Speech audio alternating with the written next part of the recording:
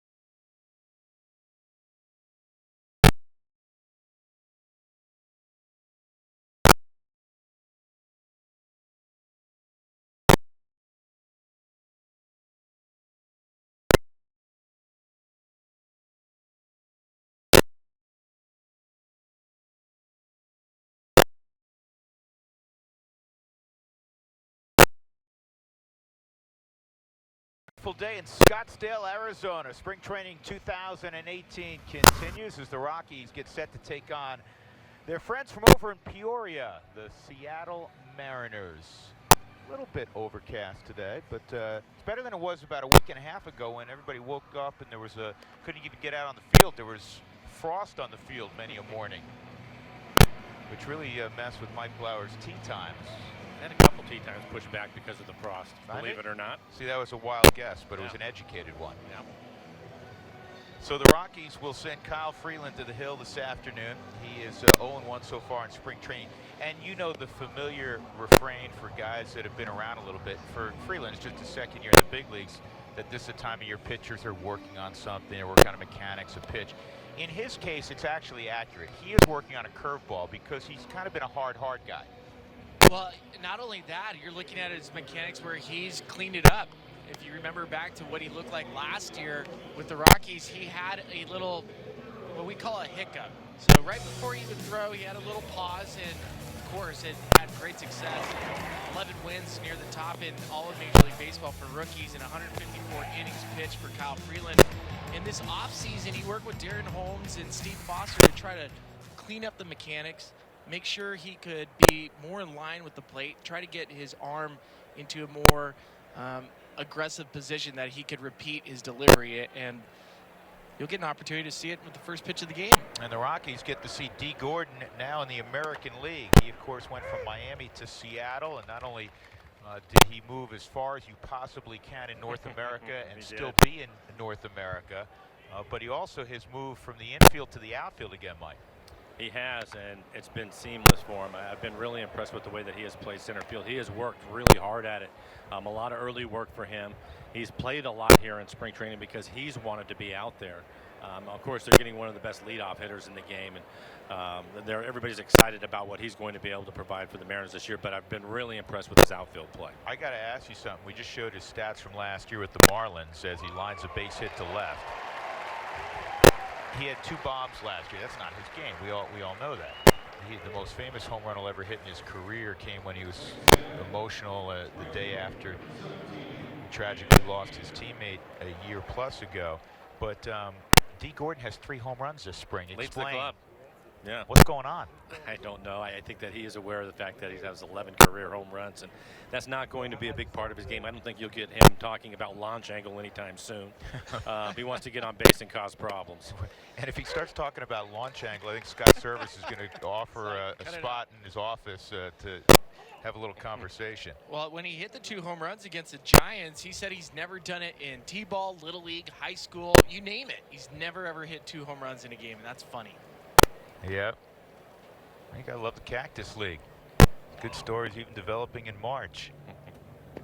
You mentioned, Spilly, the hitch in Freeland's delivery. It at times, on occasion, was problematic out of the stretch because usually lefties can do a great job holding runners on. But with that hitch, guys would get good jumps on him. Part of the reason why they wanted to remove the hitch was not only for that, but it was to allow your arm to catch up with the mechanics. There goes Gordon, and this is a base hit left center field. And it's right out in front of Gordon, so he'll skip to third. And an immediate little rally being orchestrated by Seattle as Mitch Haniger, who can flat out swing the bat, with the single to left center field in front of Kyle Seager. It's just good to have him back in the lineup. This is just his 3rd game of the spring. He went back-to-back the other day, had yesterday off. So starting to feel a little bit better. Talking to him a couple of days ago, it's about getting his timing back. So playing the game, he's probably going to play a lot here over the next couple of weeks because he's missed so much time. That, in fact, was his first hit of the spring. There's no question about Haniger's talent, but Mariner fans want to see him on the field 150 games this year. Yeah, I know the Scott Service would like to see that too. He's injured a couple of times last year, which really hurt me. It was off to such a great start. Big September. Big September, yeah, so they'd like to keep him out there, at least 145 if they can. Here's Kyle Seager. Corey's brother. Is that what it said on the back of his jersey? That's what it said. Love it. I thought that was one of the more creative nicknames around baseball that weekend. Had a lot of fun with it. Yeah. We're talking about one of the top 10 third basemen in all of baseball, too. If you look at the numbers, year in, year out. Last year, 27 home runs, 88 RBIs, and people said that's a down year for him. For Kyle, yeah, I think there's really high expectations for him for good reason. And Kyle, the one thing that I really respect for him is every year there's an element of his game that he's wanted to improve on, and he'll go work on it in the winter, and that will happen for him. Last year, I think he got off to a little bit of a slow start, but overall, I think when you talk about the numbers, 27 home runs, 33 doubles. 33 doubles. He's about as consistent as it gets, and I'd be curious to watch him this year. I think this is the year when we're really going to see a bump in his average. Well, they got him picked off. McMahon will go to second. Dee Gordon with the great speed is observing, and that is a really good job, which will please Buddy Black. And he works so much on that type of situation in March, and you may not work on it again, and then all of a sudden it arises. So to execute it well defensively, I'm sure very pleasing to Buddy Black. Especially with the third baseman, the runner at third, and Dee Gordon, where you have to pay attention to him with his speed. And the way that the Rockies played it out, making sure they kept their eye on Dee, it was a great job. Well executed, well communicated. Now the infield comes in, and a strikeout of Kyle Seager. So now they're 2 gone with Dee Gordon in third, and Kyle Freeland has an opportunity maybe to avoid giving up a marker here in this first frame. It's a good pitch, Billy. Took it off the plate. Cut her down and away to a left-handed batter. It's excellent. This is Nelson Cruz's first game back since going down with the flu. Had the flu, wasn't feeling well. They actually had 4 lineup changes yesterday. He was in the lineup, out of the lineup, back in the lineup, and eventually Scott said that was enough, and so he did not play yesterday. It's good to see him in the lineup. I think he said he was going to get 3 at-bats this afternoon. Nelson Cruz, 37 years old, and he's still hitting more home runs than his age. That's pretty good. He is really good, and he's not just a slugger. He hits for a high average with the Mariners, averaging 40 home runs, 110 RBIs, hitting over 280 in that 290 range every year. He's special.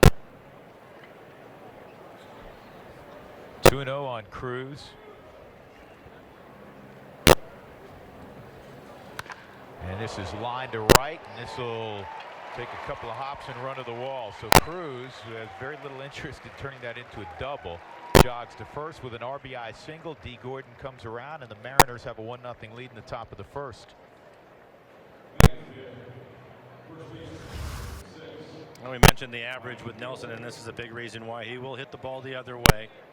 Uses the entire field. Of course, he has power to all fields. He doesn't have to pull the ball.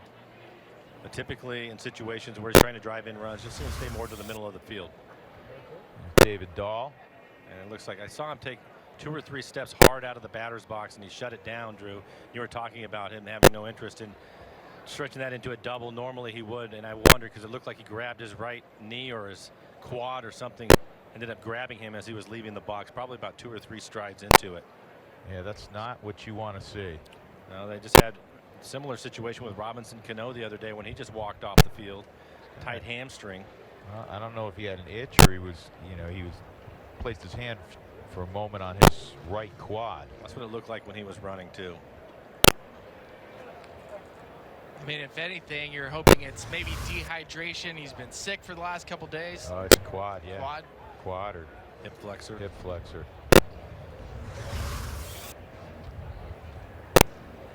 And that's been, unfortunately, one of the stories of spring training for the Mariners. It has been. We talked about Haniger just getting started again. Heredia also looks like Vogelbach will run for him.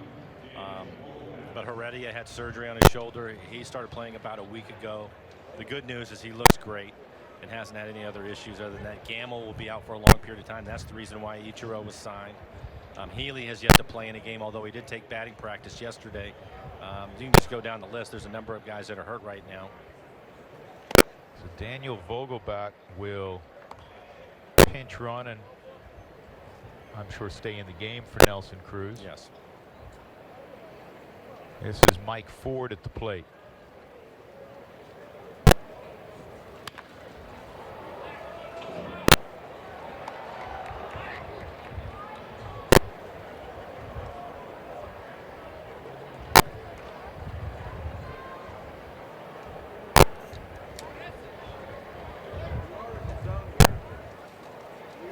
One and one on Vogelbach, or excuse me, on Ford with Vogelbach at first. That's a strike, 1-2.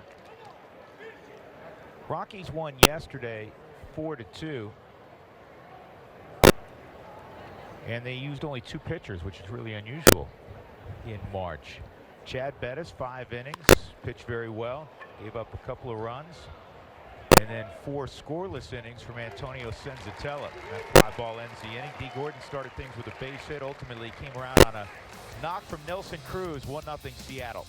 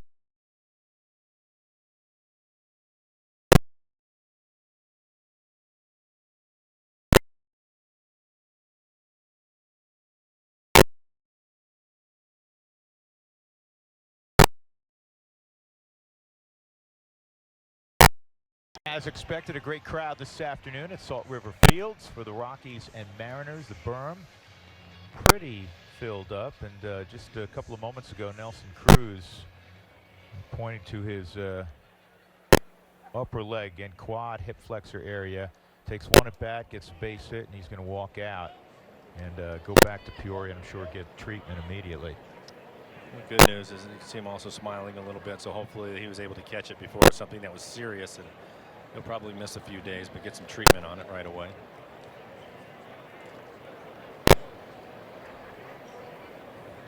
So Mr. Walton on the mound facing Raylan on the mound, I should say, facing Charlie Blackmon here in the bottom of the first inning. And the fastball is way outside, ball one. What do you got on Rob Whalen? I know last year he was up and down a little bit. His numbers weren't great at Tacoma. Well, I think so far you can see he's had a good spring. His first appearance was in relief. His last two as a starter, I think it'll look for him to go about 4 innings today. But he's really done a nice job so far this spring. And Erasmo Ramirez, again, has not been able to pitch. It sounds like maybe he'll be able to start playing catch at the end of camp. The Mariners will not need a 5th starter until April 14th, and that's something that Rob is trying to lock down. Marco Gonzalez has had a good spring. Unfortunately, he was hit with a line drive yesterday, but it sounds like he'll be okay and take his next start. But Rob right now is having a really good spring. And for Rockies fans, yes, that Marco Gonzalez, who is a big star at Rocky Mountain High School in Fort Collins, originally a St. Louis Cardinal. This was his first full year back from Tommy John surgery. That misses 3-1. There's Marco, and Robbie Cano had an MRI today on his hamstring. So the 35-plus crowd in the middle of the order, Cano is down, and Cruz just walked out. That's not good. No, I guess if there is good news, they have a couple of weeks to heal up. Yep.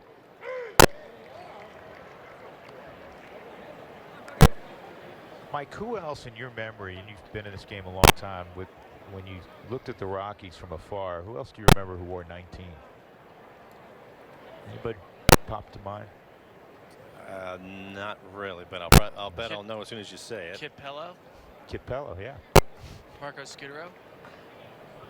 I thought they retired it after you left. No, they didn't retire it after I left. That's why you don't talk to Tiny in the clubhouse anymore. 3-2. Strike 3 on the outside corner. So Rob Whalen freezes Charlie Blackmon. 1 out. That'll bring up Lemahieu. And this is what he's done throughout the spring. He's had excellent command. Backdoor slider. Well, Whalen's actually a great story looking into it. Last year, he stepped away from baseball. He was dealing with depression and anxiety and was able to get therapy. The Mariners were a great support system for him. In this offseason, he ended up talking about how it was difficult for him to get out of bed. He didn't want to train. He didn't want to do anything. And after going through therapy, he has a new lease on life. He lost 20 pounds this offseason, and he's feeling great. And the fact that he's competing for the 5th spot, I mean, like, that's a great story of perseverance. It's a great story, and he has a really big fan in Mel Stottlemyre Jr. Mel is really pulling for all the things that you were just talking about. And to give him credit, he's really pitched well, and he's put himself in the mix right now, because I don't think he was there at the start of camp, but because of the way he's pitched and everything that he's done and how dedicated he is. And so Mel has really been on board with him, and he continues to impress. Again, he'll probably go 4 innings today. 2-1 on Lemahieu, who's had a great camp. This guy's he's a special player. He can hit. Just won another Gold Glove. He's hitting .417 this spring, and this ball is lined towards center field. There's nobody there with the shift on, and it's going to go all the way to the wall. And DJ will stop at second base with a double. When you watch his batting practice, and again, you guys played a long time. Batting practice, most of you guys all look great at 5 o'clock, but even today, watching his BP, he just locked in, isn't he, Spilly? He is, and it's nice when there's nobody playing center field. When you have an approach that is middle opposite field and nobody's standing in center. We've seen the Padres do this to DJ Lemahieu. Interesting watching the Mariners, who don't get an opportunity to play against the Rockies that often, and they implore that shift against DJ. But you're right, he's been locked in. It's fun to watch him take BP, and really over the course of this spring training, we've seen him turn on a lot more pitches inside. Here's Nolan Arenado hitting .286 with a couple home runs this spring, and the slider's in there for a strike on Nolan. You think that should count as a hit? I mean, if you're a pitcher and you get a line out to center field.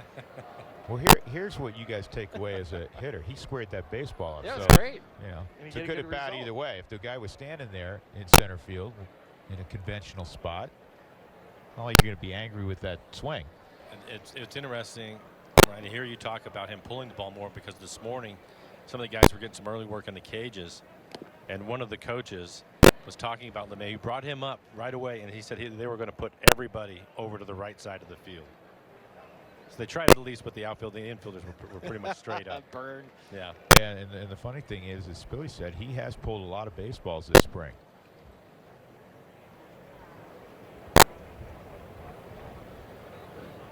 He led all of baseball last year in opposite field hits. 1-1. It looked like Nolan held up. 2-1. No, they just said he went. They did. Okay. I think so. I thought so too. Ball and 2 strikes.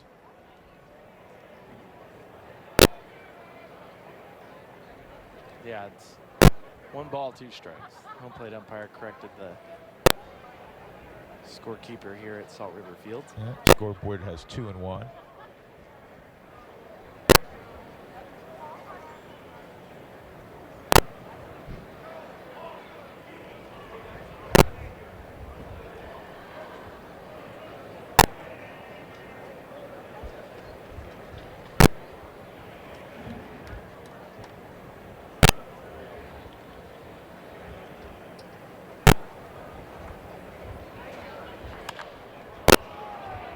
Shallow center field. Gordon got a good break, and that is the second out.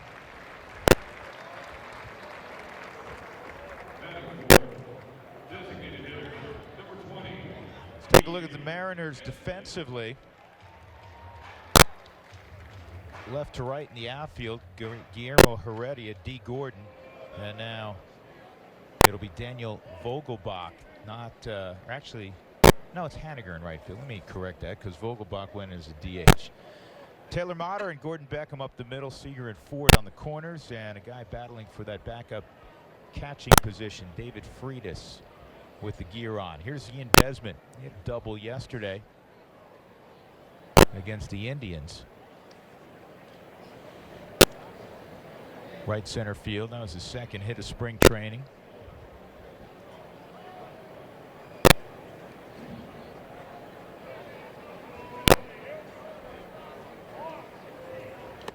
He's DHing this afternoon, Spilly, but the last couple of starts for Desmond has been at first base, and he'll get a lot more in the final couple of weeks of spring training with the addition now of Cargo. Yeah, good point. Every time you add a player to the Rockies, especially if somebody of Carlos Gonzalez, Ian Desmond has been that player that they can move around from left field to right field to first base. And Cargo got some work on the backfields today. Took 3 at bats in a minor league game, was 1 for 3, and now he's joined his teammates in the dugout. Do you see that Instagram photo of Nolan hugging Cargo? It's beautiful. Isn't that great? And like Tackle hugged him on the when he saw him on the couch in the clubhouse.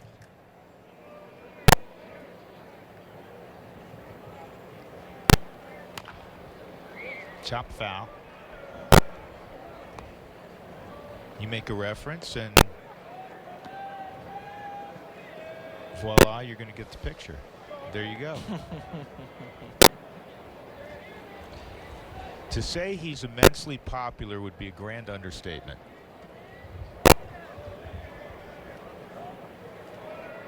It's great to have him back. 2 strikes on Desmond with Lemahieu at second. So Ian Desmond has been going through some mechanical changes with his swing at the plate, and part of what he's trying to correct is trying to get his hands so he can get under the baseball. Last year led baseball with ground ball outs, and we've noticed him go through different feels at the plate over the last couple weeks in spring training.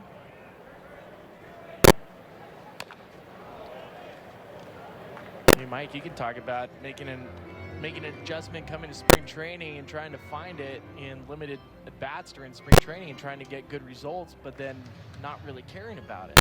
Yeah, well, I think that it helps when you're a veteran guy and you can get away with some of that, and it's a great place to try different things too. And for him, obviously, his resume is pretty strong, so I think he can do that. But you know, the thing I like is that he identified a problem, and even though he's a veteran guy and has done things a certain way for a long time, he's trying to make an adjustment to that.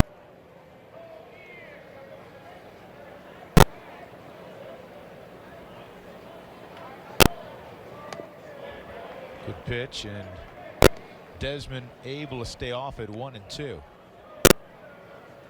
I'm watching Whalen work with Freitas, and are they taking like the 37 sign after the second sign?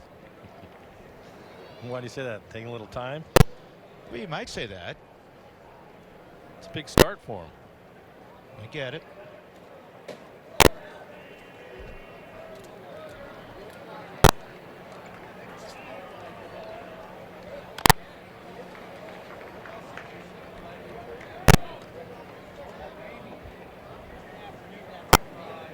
Desmond going to work on his pitch count right now. Yeah.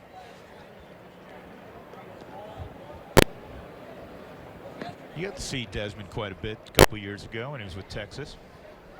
Very good player. You were talking about playing the corner outfield spots. He was at center field and did a nice job. Yep.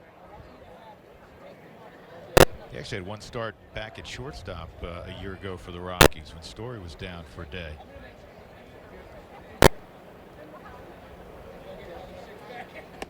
Strike three. So Whalen ends up with a couple of backward Ks in that first inning, and he strands DJ Lemahieu at second. 1-0 Mariners as we go to the second at Salt River Field. So I switched to Century.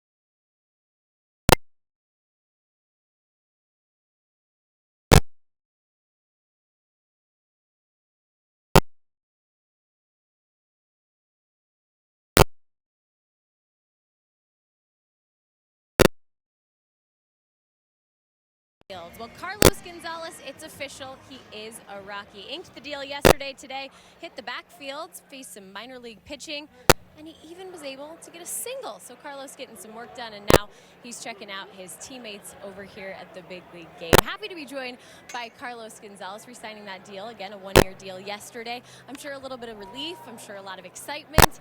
What are the feelings now that it's real?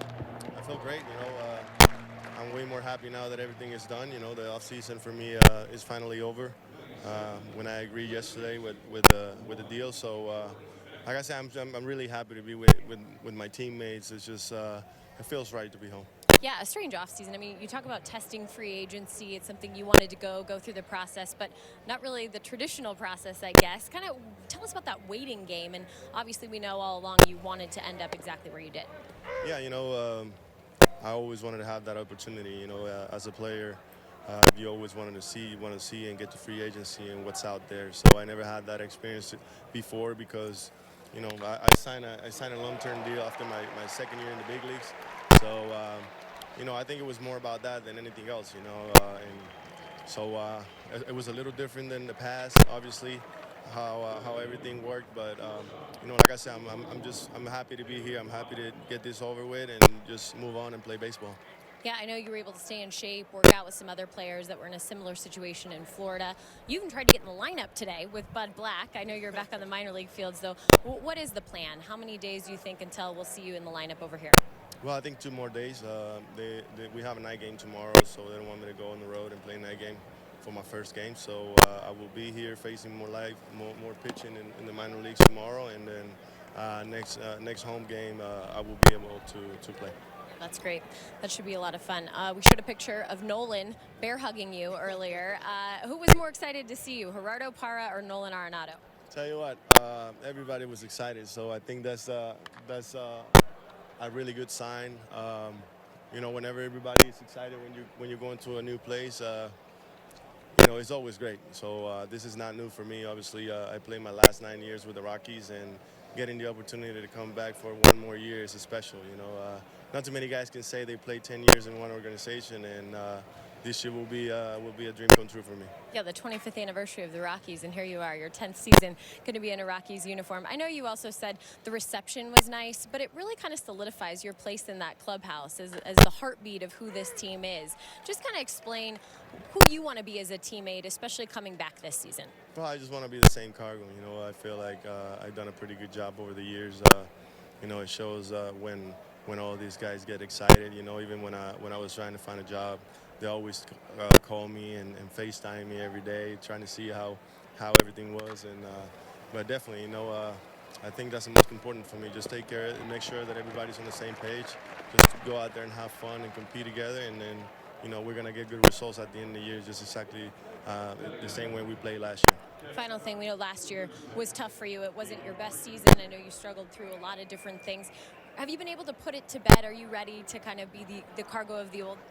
Absolutely. Every year is different. The numbers are going to be different. I have some, I can feel proud of myself because, I have more good years and bad years. But every player goes through that bad season. So, I always put everything behind. Even if it's a good season or a bad season, I'm always ready the next day and try to be the best player I can. Great to see you back, Cargo. Welcome back. All right, guys, listening back to you. Jenny, thank you. Great questions of Carlos Gonzalez, who was truly thrilled to be back. I mean, he said that he wanted to test free agency. Obviously, he wasn't coming off the year that he wanted to have, but to his credit, as this is lobbed into left center field for a base hit, that'll get another run home as David Freitas comes through to drive in Gordon Beckham, who had that 1-out double, 2-0 Seattle, just to finish the thought on Cargo. The final 6 weeks of the season, Cargo was outstanding. I just think if you're Carlos Gonzalez and you're placed with this team, your value was here with the Rockies. And when you're watching what the group they've put together in 2018 with the bullpen moves, with the young core that they have, having Cargo back on this club really pushes them ahead of other people within the Rockies division in the NL West. And I thought it was important to bring him back. And you just saw a shot there on one of the many reasons you want him in the fold. First and foremost, he's still a big-time threat. He's a really good player. He just had his arm around Brendan Rodgers, who's one of the top prospects in baseball. For 2 years, we watched him do that with Ryan McMahon, with Trevor Story. I mean, this is a guy, and Mike, you played with some of these guys, that just transcends a clubhouse. And they're important. I think it's the one thing, you analyze everything with a baseball team and look at all the numbers, but it's that part of it that's hard to find. And, this is going to be his 10th year here. Yeah, you could tell he's important to everybody. Dee Gordon throws this out toward left field. Coming on is Mike Tauchman to make the catch and end the inning. So another run for Seattle against Kyle Freeland. 2-0, middle of 2. So I got one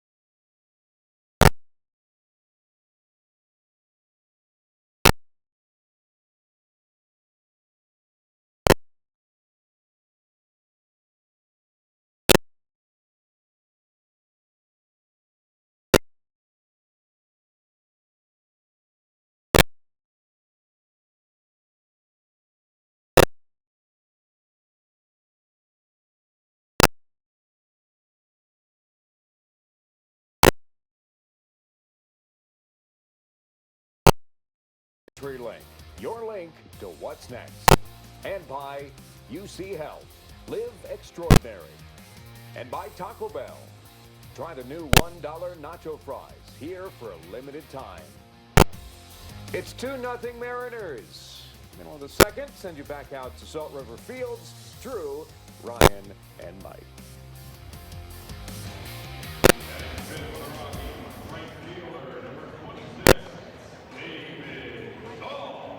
Mariners leading 2-0 as the Rockies come to hit here in the second inning against Rob Whalen. It'll be David Dahl, Chris Iannetta, and Mike Tauchman. Whalen did a nice job in the first inning. Lemahieu had a double against him, but then he got Arenado.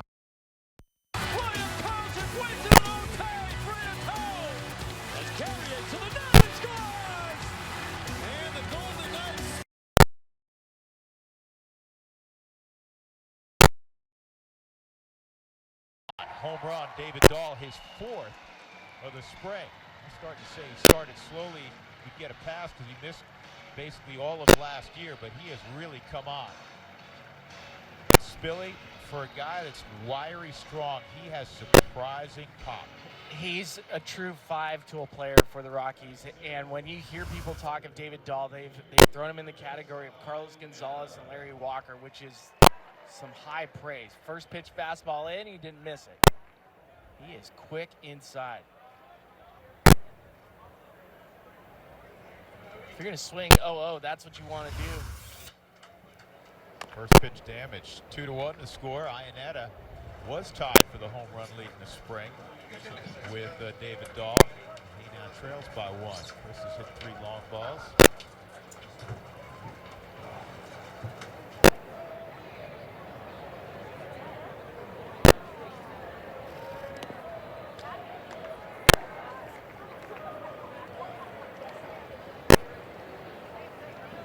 Having a discussion with a coach last night about those attachments to protect the face, and I fully believe, Mike, 5-6 years from now, you'll look odd if you don't have one. I would agree with that. I think there's so many reasons to have it on there as opposed to not, and the biggest one for me is the velocity at which these guys are throwing the baseball now, and relievers and everything else. And if you want to stay in there on the breaking ball, it certainly takes a amount of courage to do that. And the reaction time you have to get out of a way of a fastball that's going to get away from him from time to time just isn't there. And I think as you watch the players, I agree. I'm all for it. Mitch Haniger has one on his helmet. He was hit in the face last year. That's right, by Jacob deGrom. Yeah, so it's just one of those things where I think if it's available to you and you're comfortable, why not use it? That's strike 3. Another backward K for Rob Whalen. He's got 3 of those as he freezes Iannetta. 1 out in the second. That'll bring up Mike Tauchman. And for Rob, he's going to have to mix in his breaking ball and his changeup. His fastball around 90 miles an hour. So he'll mix it up on you. Cutter slider.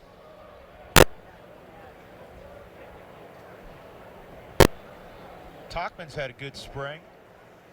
316. He's hit a home run. He runs well. Speaking of running well, the Rockies right now lead all of spring training baseball, including the Grapefruit League in stolen bases, which is surprising because they didn't steal many bases last year. It's been a little bit of an area of focus here this spring. Tauchman on 2 hops to Mike Ford. Drew, you're talking about that attachment to guard the face. I can remember when I was first breaking in, there was still a number of players that didn't even have an ear flap. Yep. Keith Hernandez. Yeah, Pete O'Brien, one of my teammates, did not have an ear flap. He said he wasn't comfortable with it because he'd grown up wearing that type of helmet. Dave Winfield also. And now everybody has it, and that may be the next thing that happens, to your point, where everybody's going to have that guard on there. 2 outs, Ryan McMahon at the plate. Mariners shift with 3 on the right side for McMahon. He had a 2-run double in the victory yesterday over Arizona. I think earlier I said Cleveland. A lot of stuff runs together this time of year. It's okay. Cleveland was a couple of days ago. There's no series, so you don't, it's like one and done. Scram.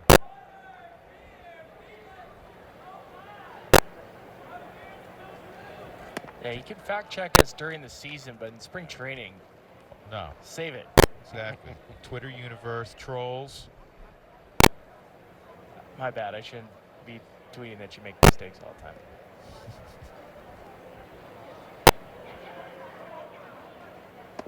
Down low, 2-1 on McMahon. So Cargo told Jenny that he'll play in a couple of days. The Rockies do have a night game over in Glendale against the Dodgers tomorrow night. They will play a day game if you're coming down to spring training, and you're going to catch that game. It's Thursday afternoon against the Angels. There's Carlos.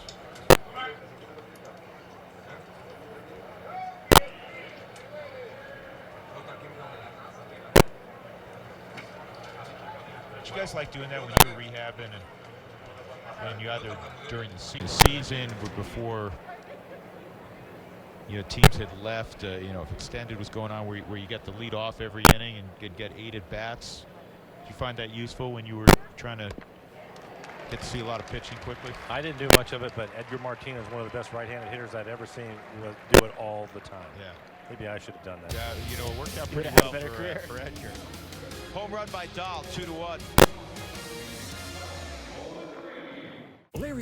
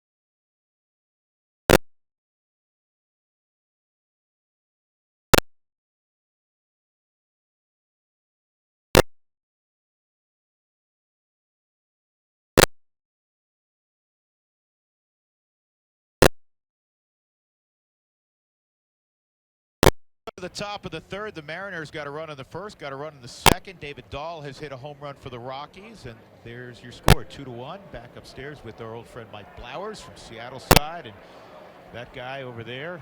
That guy, that's what we call him. Yep, that's about right. With, Ryan Spilborgs. I'm Drew Goodman.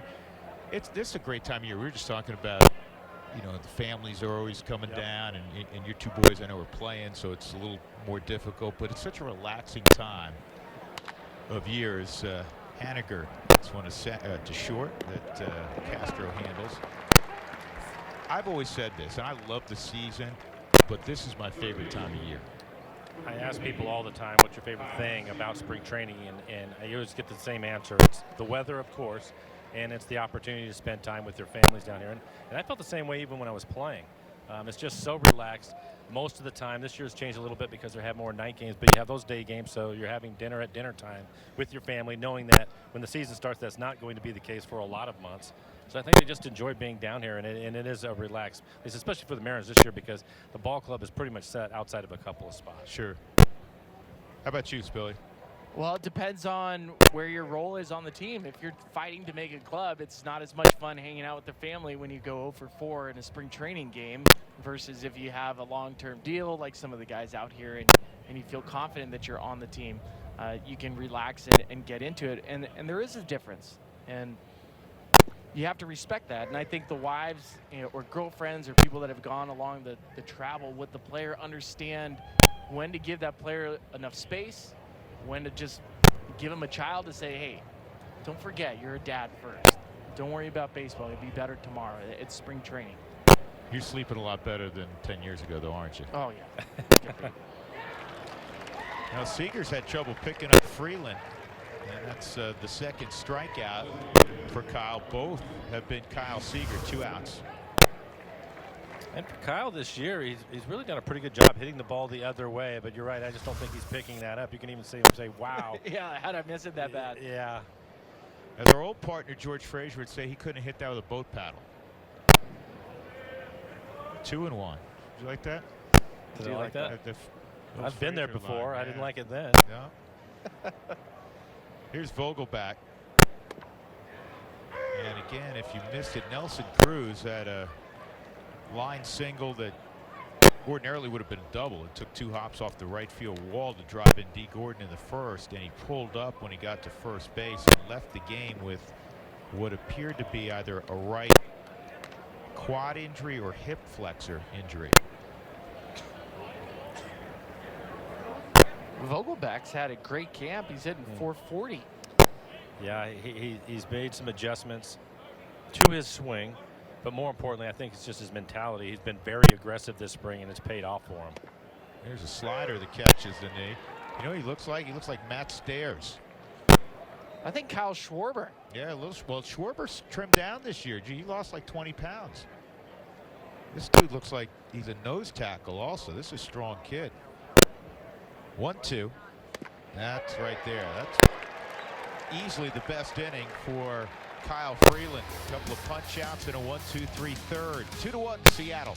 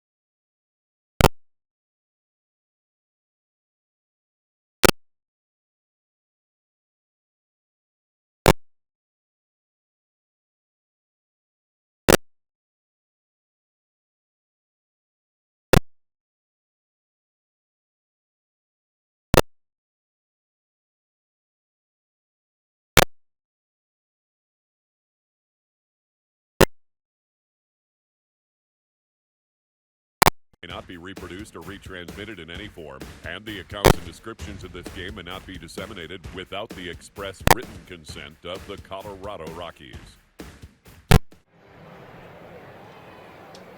Mariners up 2-1 as we go to the bottom of the third inning. 9-1-2 for the Rockies. Daniel Castro and then Blackman and Lemahieu against Rob Whalen, who's throwing the ball well.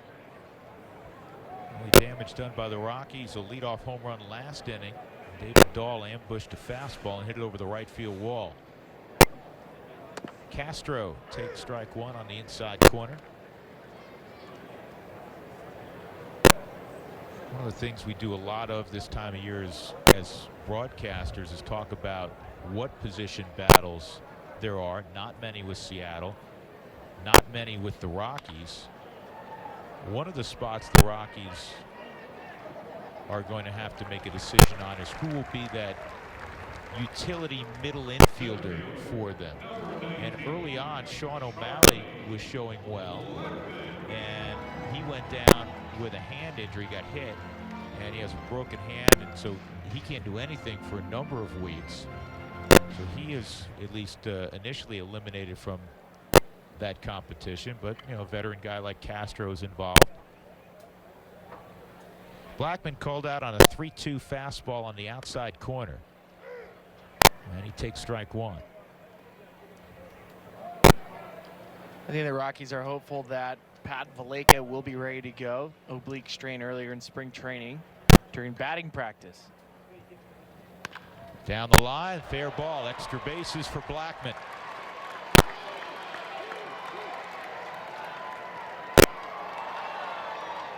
So Charlie with a one-out double.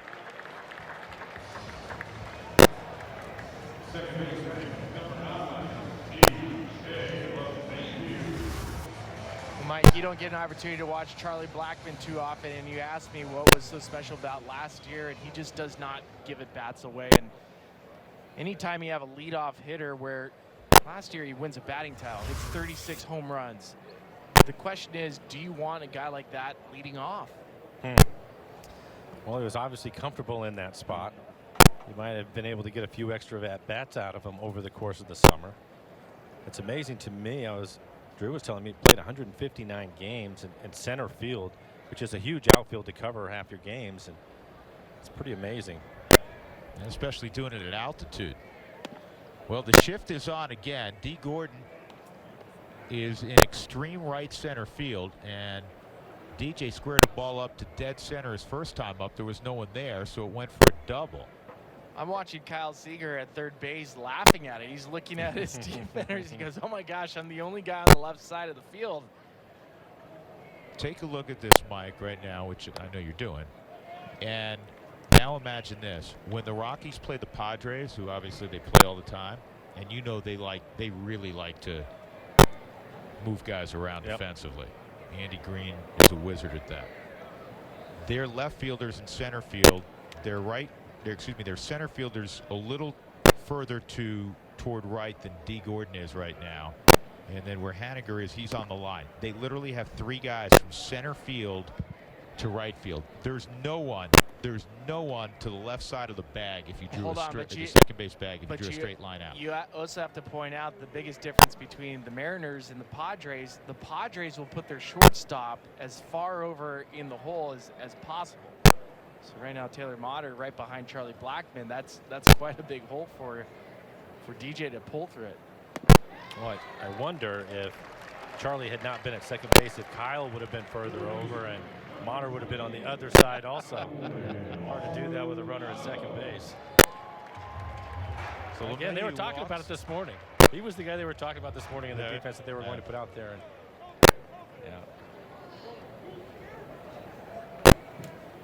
It's just funny. I mean, Mike, when you were playing, you didn't see many extreme shifts, did you? No, hardly at all. You played your spot, right? You played your spot.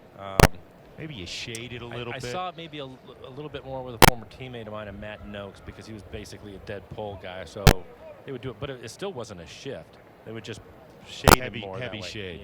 Yeah. Here's Arenado, popped to center his first time up.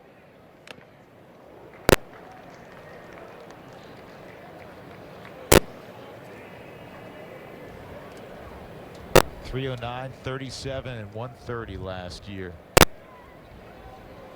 for Arenado.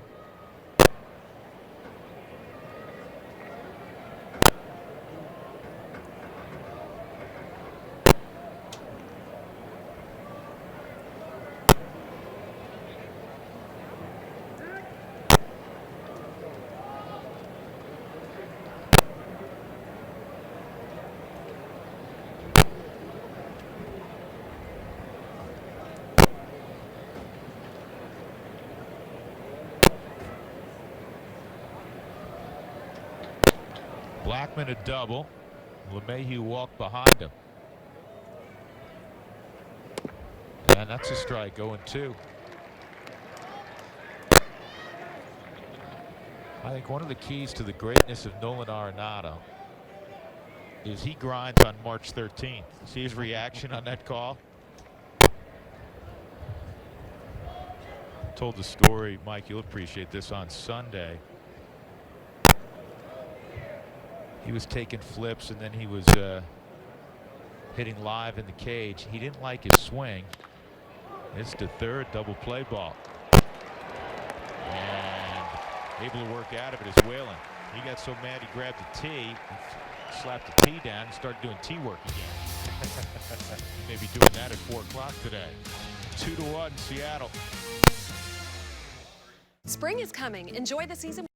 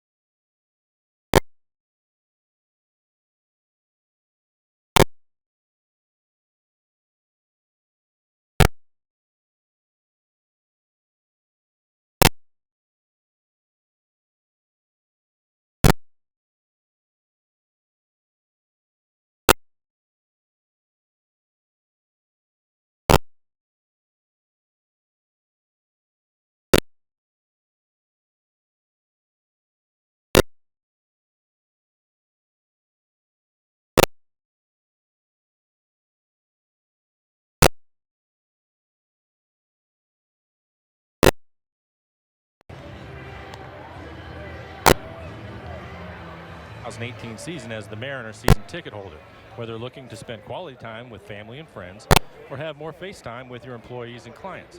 Mariners season tickets provide unmatched value and versatility. Visit mariners.com/18 for more information. And we're looking forward to it. We get to go up to Seattle again this year, and you guys come to our place at 20th and Blake. Love Safeco, love Seattle. Be a blast. You guys open at home, right? Cleveland? Yeah, first time in a while on the 29th. It's kind of strange. It's nice for the guys because we break camp on the 27th, which is that Tuesday. They have Wednesday off so they can get situated as far as their housing goes, which they haven't been able to do in years. And then we open up, and then we're also off on Friday and then finish up before we head out on the road. Hey, how weird is that? Did you notice, well, you obviously did, you just mentioned it, the Rockies, everybody in baseball opens on Thursday. They play Thursday, Friday, Saturday, and they have Sunday off. You guys have been in the game forever. You never have Sunday off. You never have a Friday off. I know. That was the first thing I thought of when I saw it. It is. It is. I do like the extra off days. It'd be nice for the guys. Oh, it'd be great. 2-1 on Ford, and that's a strike. 2-2. See if Freeland, Spilly could build on what he did last inning. Yeah, we haven't seen a lot of swing and miss from Kyle Freeland with any of the pitches other than to Kyle Seager. Iannetta signals for a fastball away. And that was a little bit too far away, so it's 3-2. Well, I always loved stories in spring training. I like Mike Ford's story. Played at Princeton with Scott Service's son for 3 years. Rule 5 from the Yankees.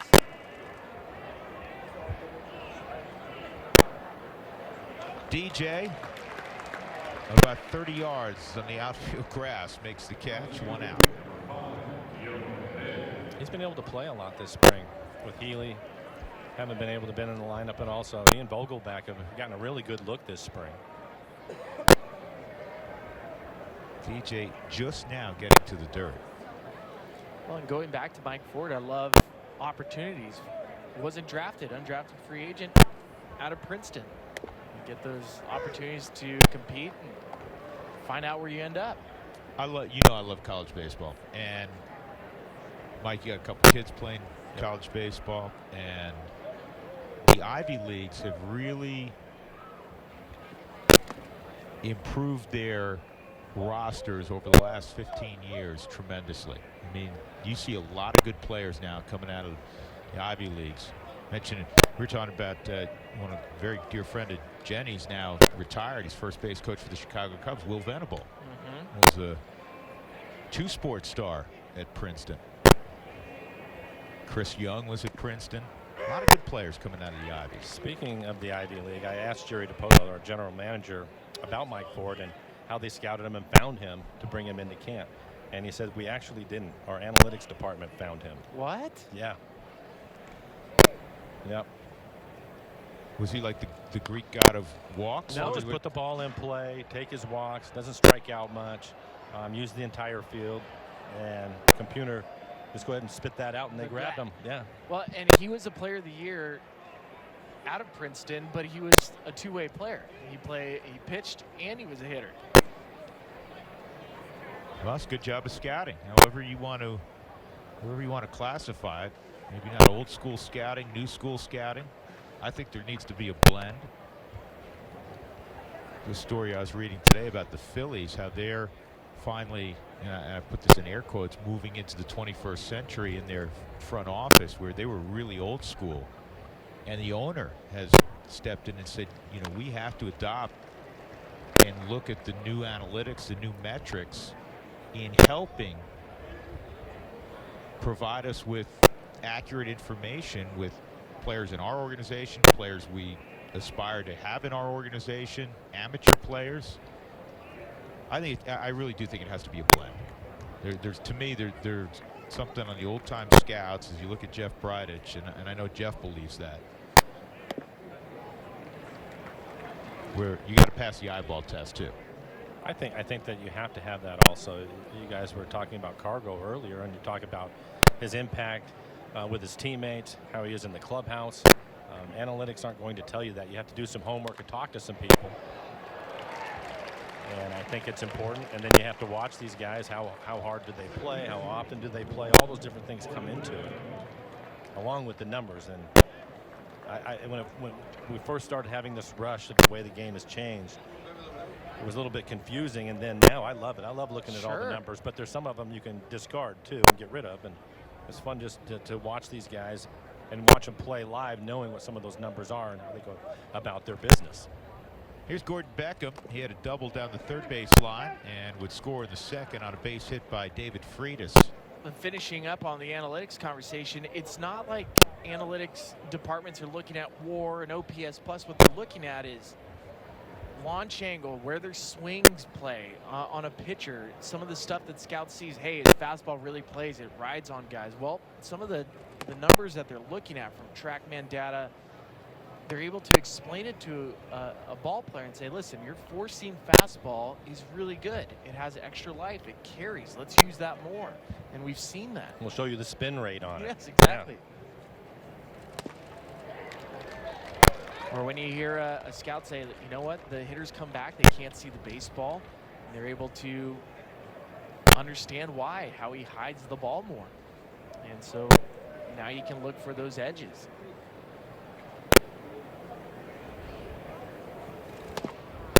That misses 2-2.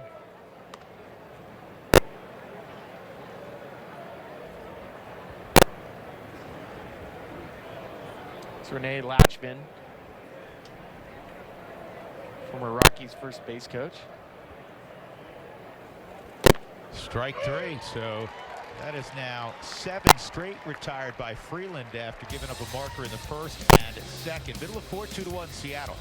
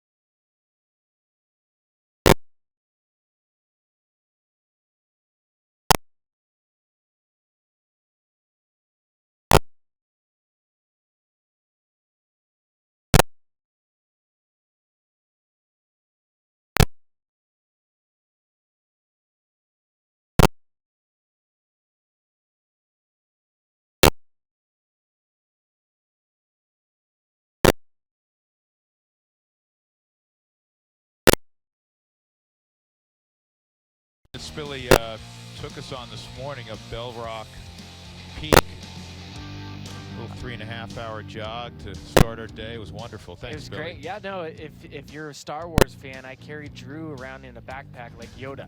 I worked on my Jedi mind tricks. Yeah? How your legs feeling? Great.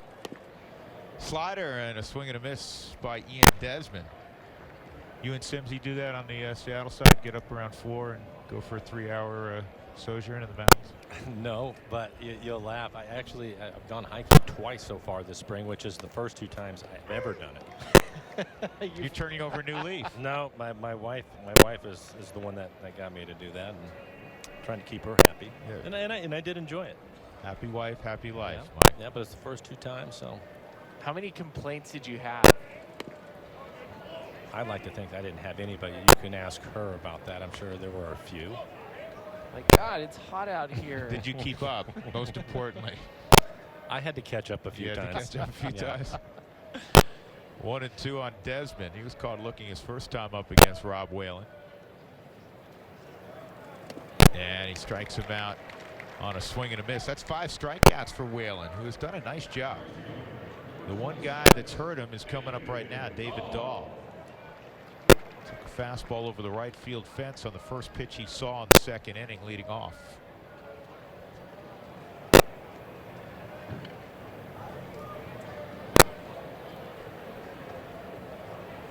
Adam Ottavino has begun throwing in the Rockies' pen. I would guess, it depends on pitch count, which we don't have. It's not just innings, obviously, it's more importantly, it's pitch count. So I wonder if Adam's getting ready to come in next frame, or if Kyle's going to go out for a little bit more. Well, I think this will be it for Whalen. They wanted him to go 4 innings. You know, it's interesting. You were talking about it, I think it was back in the first inning, about Freeland working on things. There's also guys that are not working on things and they're trying to make a ball club, and that's where Rob is at right now. He's had a really nice spring, and because of injury, there's been some opportunity for him, and he's trying to make the most of it. Well, I'm glad you pointed that out, because there's an interesting contrast to where Freeland is now, and you know, guys like German Marquez, who we've seen a bunch this year. John Gray was solidified in the Rockies rotation going into camp last year. But you know, Senzatella, all those that young nucleus for the Rockies of starters were in Rob Whalen's position last year. They had to perform in spring training because they're trying to make the club. This spring, they know they're on the club, with maybe one possible exception initially. Dahl works out a walk, and so you can't fall back in that old, you know, the veteran, especially for pitchers. Well, I'm working on a pitch, I'm working on my delivery, and if the results aren't pretty, you're not as concerned, even though they're still young pitchers. But to your point with the Rob Whalen, man, he's got to go out and throw up zeros. Yeah, that's absolutely. We saw David Phelps the other day. He went out, and he's obviously on the club. He's going to be a big part of the bullpen. He's a very good pitcher, and he couldn't get anybody out. And it was just one of those things where we had set up to interview him after he was done with his outing, and I didn't think it was going to happen. Dahl with a stolen base, and he'll head to third. But because he's a veteran guy and he's been around, he knows on the team, he was trying to work on his breaking ball, and too many of them ended up in the middle of the plate. And so we thanked him for coming on first. And he said, "Why are you guys having me on? My MVP of the game today," and was just laughing about it. Right. His last outing was yesterday, and he pitched extremely well, so he was able to bounce back from that. But that's just, and Ryan, we were talking about it earlier, just where you're at in this game. Sure. Your attitude about things is a little bit different. Yes, Billy touched on it, earlier. If you have a multi-year deal and you're going to be in the lineup, you don't have to grind through March. But if you're in a battle to make the club, it's a whole different deal. Chris Iannetta, he doesn't have to grind. He knows he's going to be behind the plate a fair amount this year. The veteran catcher, second tour of duty with the Rockies. Has a chance to tie this thing up with David Dahl at third base, 1 out. The Mariners naturally playing their infield back. You'll see in spring training also some defensive alignments that you wouldn't see at certain times of the game during the regular season, but it's to work on things. We've seen, you know, the Rockies pulled the infield in, I believe, earlier in the game.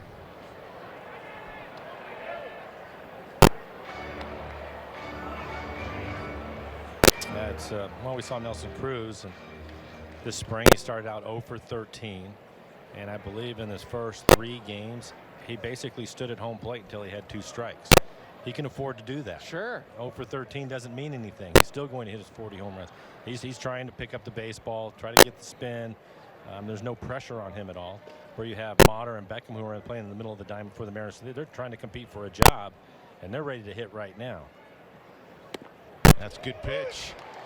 And Whalen strikes out Chris Iannetta. 6 strikeouts for Whalen, 2 gone. And that'll bring up left fielder Mike Tauchman out of Bradley University.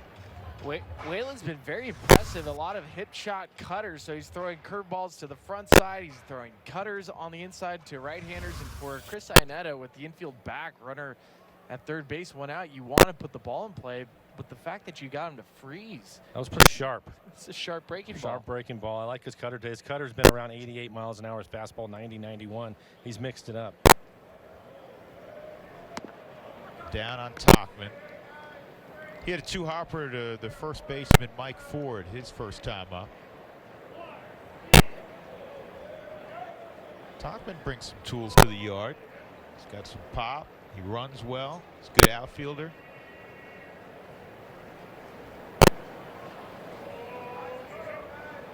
He's in the mix for that final outfield spot with Dahl and Raimel Tapia. Here's another sharp breaking ball. It's nice when you can throw that to get back into account, huh?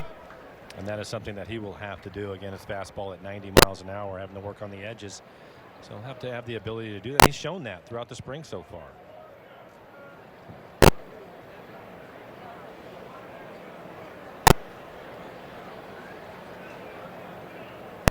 Also noticed in baseball that a lot more starting pitchers are not afraid to throw their off-speed pitches more.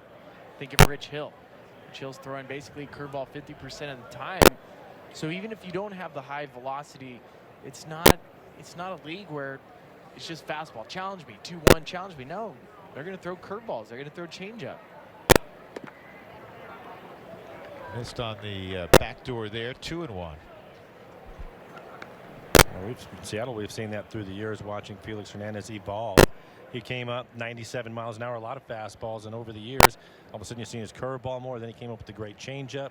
It's probably about 50% of the time with his fastball, mixing in all those other pitches. And throwing them anytime.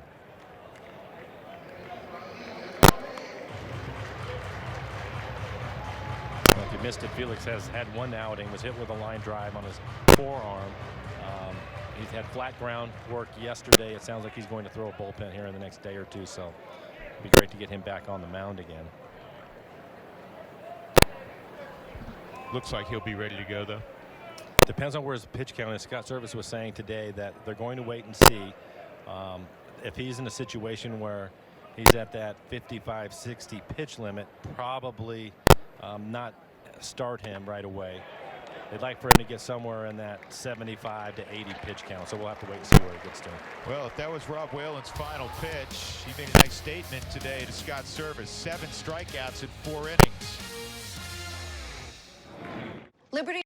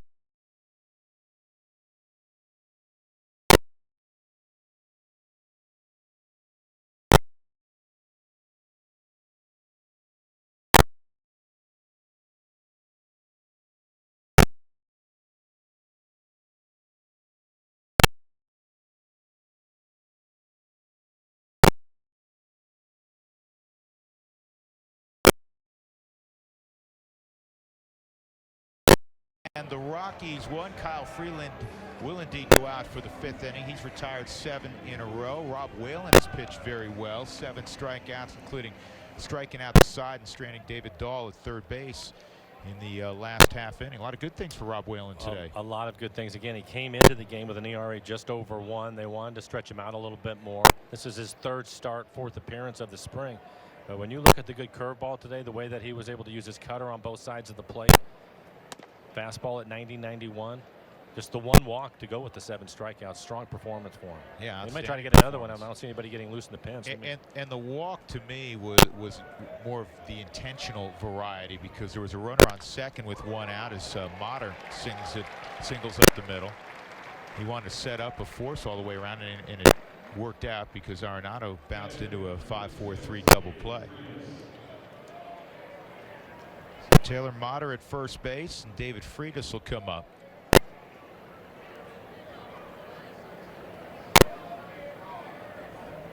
He singled in the 2nd Seattle run. Trying to be the backup catcher. Mike Margema in the mix. Tuffy Gosewich also in there. It's interesting listening to Scott Service talk about the backup catcher this morning. With Freitas, he said that he's the guy that has the more experience and really knows how to call a game. He likes the way that mechanically he does things behind the plate.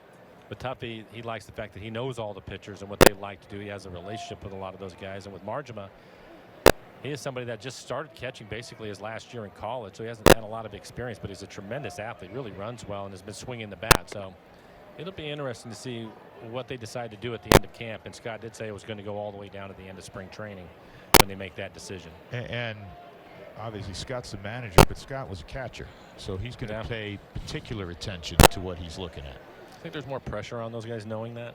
I would think. Well, I just like with the Rockies, Spilly, Buddy Black's, is the starting pitcher. First time the Rockies have had a manager with that was a pitcher.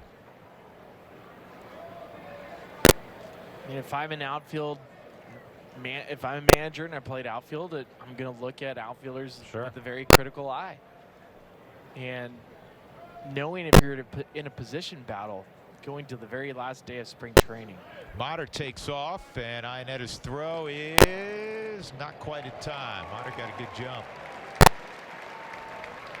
You just put pressure on yourself. Motter's probably thinking every single thing he does. Like, remember back to that game that I played March 13th, and I had a single here, and I played good shortstop. You don't want to have to think about stuff like that, but that's what you're having to do when you're in these position battles. Yeah, and Taylor's a very good athlete, getting a chance to play shortstop today, which is his natural position, but we've seen him in left field. He's played 3rd and 2nd. Obviously was with the club last year. Really strong first half. I talked to him, it was probably about a week ago, and he talked about having to hit the ball the other way. Last year he was pulling everything, and anything that was moving away from him he had a tough time with. So he's tried to make some adjustments. You were talking about that. He's trying to win a job and still use the entire field, something that he hasn't done. Hard to do. And it's hard to do. But they're familiar with him, and like I said, he can do a lot of different things. For Rockies fans, if you're curious why he has hair so long, he started growing it out in low A when he started hitting better. So he's been hitting since low A. Pretty good. Thought it was a Sampson thing. I think it's interesting sometimes, and you get to know these guys and you talk to the players and with the way they self-evaluate themselves and are honest about it. Because he even said it, he called himself a one-dimensional hitter, and he hit for some power too. He has some pop to left field, but I just like the fact that he's trying to evolve, make himself a better player, and still trying to win a job. And it's so difficult. And if you're ever in a situation where you have that job and you have to sit on the bench 5, 6, 7 days, and all of a sudden you get in the lineup, I think you have to be able to use the entire field because you're basically trying to survive out there. And it's hard to recognize the breaking ball if you're thinking pull all the time. And American League players don't have the opportunity to pinch hit, where a National League player can get the occasional at-bats throughout the week to keep themselves at least somewhat locked in.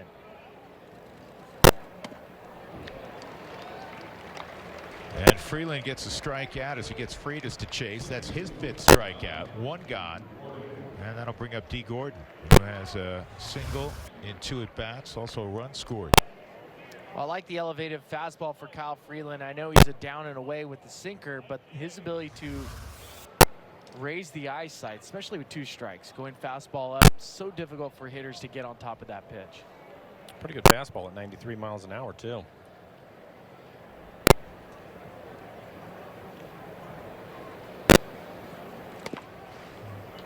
Gordon shortened up. That got Freeland's attention. Cutter was in for a strike. He has a couple of bunt base hits here in the spring. It's always got to be a huge part of his game. Mike, we saw on a couple of occasions in the National League when he was with the Dodgers and also with Miami, and the Rockies don't see Miami nearly as frequently, but I've seen him do this at least twice, which means he's done it a lot more than that. Try to bunt for a hit with 2 strikes. So you may witness that at some point this year. Yeah, that's something, again, in the bunts that he has put down in this spring. I like that he works on it during the games, too, and not just swinging away all the time. But I was fortunate to where one of the best bunters I'd ever seen was Brett Butler when I was with the Dodgers, and I couldn't believe how much work he would put in every day on just that, bunting. And as a third baseman, you know, you can play it on the grass, but he always felt if I can deaden it and get it to the line, I'm going to pick up a base hit. And Dee has those qualities. He works on it a lot here in spring training. 0-2, slapped on the ground to short. Castro's got to get rid of it. And he just does get Gordon. Boy, it's fun to watch him run. We saw Billy Hamilton a few days back when the Reds were in town. Well, and you remember last year we see Dee Gordon in the Cincinnati Reds sometime in June, and he hadn't had a 1 bunt hit over the course of the year. Not one. That's amazing. So Freeland will walk off somewhere in the neighborhood. There it is, 67 pitches. I was going to say somewhere in the neighborhood of 65 pitches. Started slow, did a nice job. Talk more about it in a moment. 2-1 Seattle.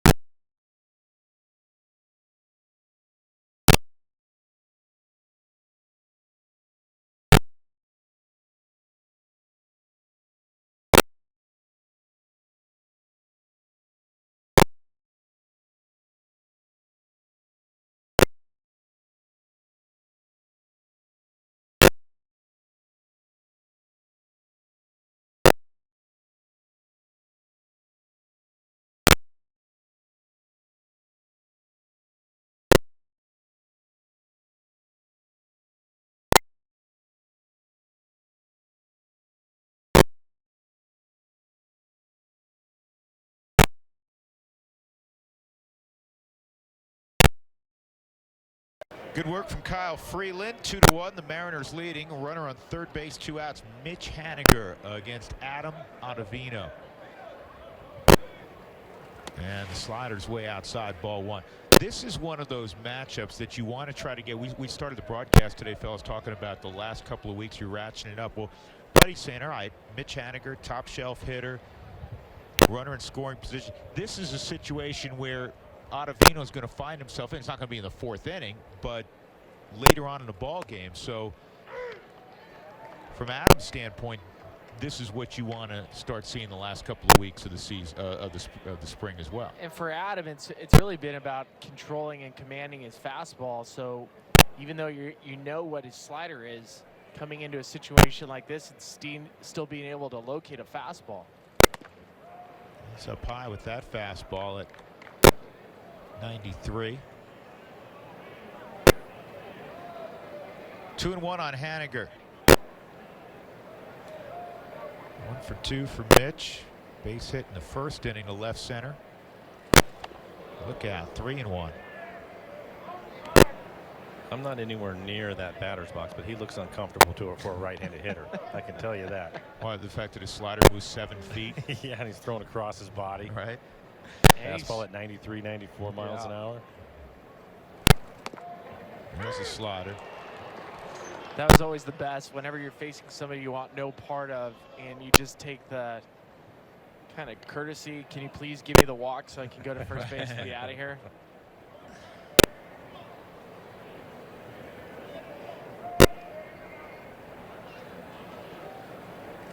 Here's the 3-2. And he got him on a slider, a little bit up, but he strikes out Haniger.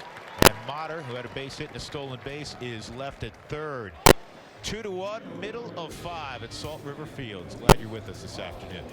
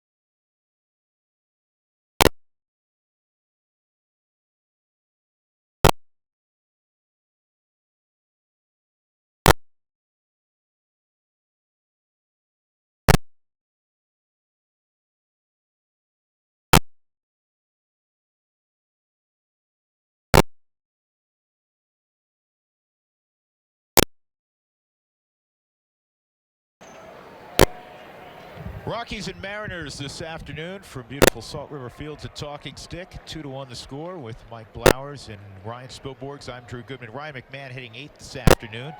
We'll face Rob Whalen, so Whalen will at least start the 5th inning. He has pitched very effectively, has 7 strikeouts, including 3 in the 4th. McMahon struck out swinging in the 2nd. You can see his pitch count at 63. Thought maybe get him to 70, 75 in that range. And he's ahead 0-2. Jason Bradford looks like he'll be next.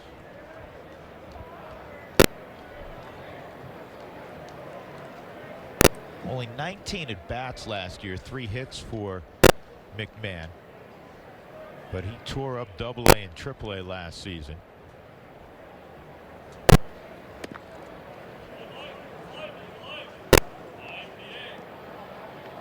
He made a great play defensively yesterday at third base. Spilly, this kid is a really, really good athlete. Well, the fact he can play second base as well for the Rockies gives him that potential edge to even be the super utility when we're looking at potential roster spots for the Rockies. That's the 8th strikeout for Whalen as Castro comes up. And we'll take another look at it. Rob having just a great day, and there's the curveball again. Seems that so many times I talk to pitchers and they feel that they can't get any spin or bite onto their breaking ball. That has not been the case for Rob today. It's been an excellent pitch for him. Go along with a pretty good cut fastball. Making a nice statement, competing for that 5th spot in the Mariners rotation. That slider touches the inside corner.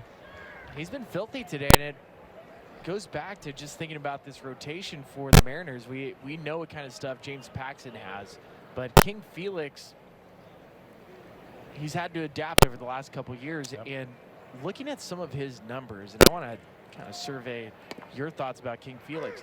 Since 2014, Drew, that you might find this number amazing too. King Felix has been in 50 games where he's gone 5 innings and given up 1 run or less without earning a win or a loss. It's a lot of no decisions for a guy that for most of his career has been dominant. Otherwise, we're having the discussion about a potential 300 win pitcher.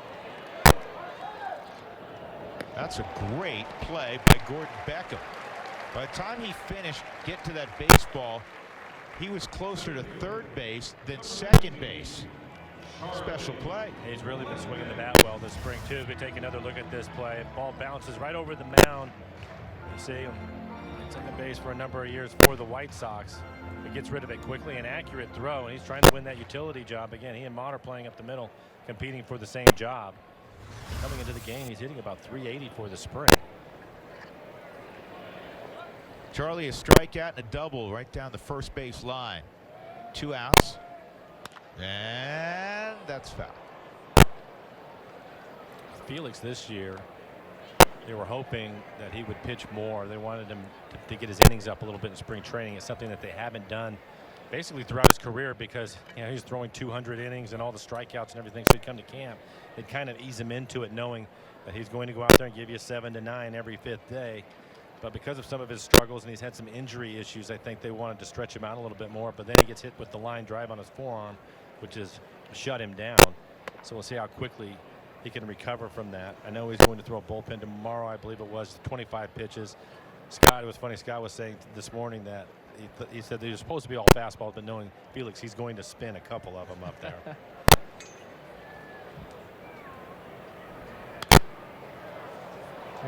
It's amazing when we were talking about Carlos Gonzalez, 10 years in the organization.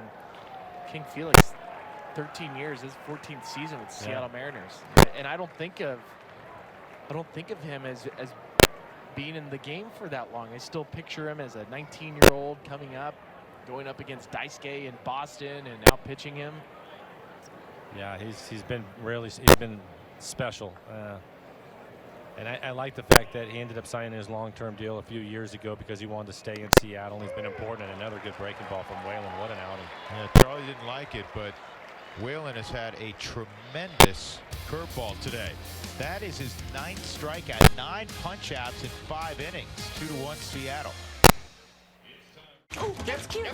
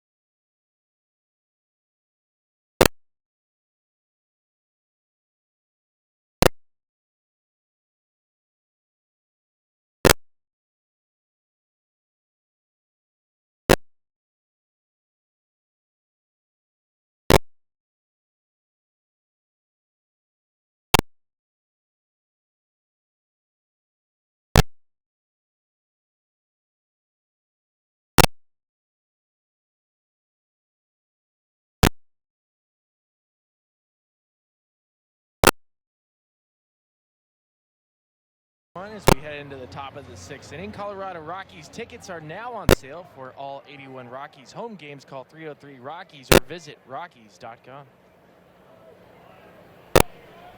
Spilly, nice job with that read. Thank you. You're welcome. Kyle Seager, Daniel Vogelback, Mike Ford. Adam Ottavino got the final out of the 5th inning. 4 1/3 for Kyle Freeland. He gave up a run in the 1st and 2nd, and then he settled in, pitched very well. Ended up striking out 5, didn't walk anybody. At one point retired 7 in a row. He retired 10 of his last 11. So Rob Whalen's pitched well, and after first couple innings, Kyle Freeland pitched well. Seager struck out twice. He's clearly not picking up the baseball left on left against Freeland. He's behind 0-2 against Ottavino. Ottavino, a couple years ago, had Tommy John surgery. He was 97, 98 with that wicked slider and then blew out. Last year had some command issues. That's a slider, and that's strike. Was the scoreboard wrong? Because Kyle's not going anywhere. I guess it was 1-1 and not 0-2. Don't look at the scoreboard in spring training, I guess. There's a lesson there. Unless Kyle's negotiated getting 4 strikes.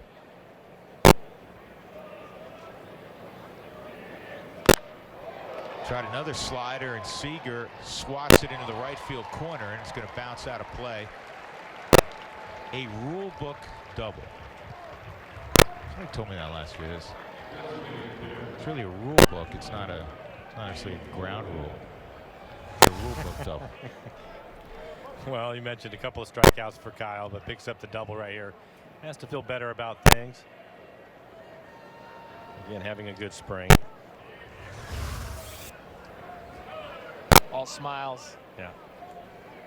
Getting hits is fun.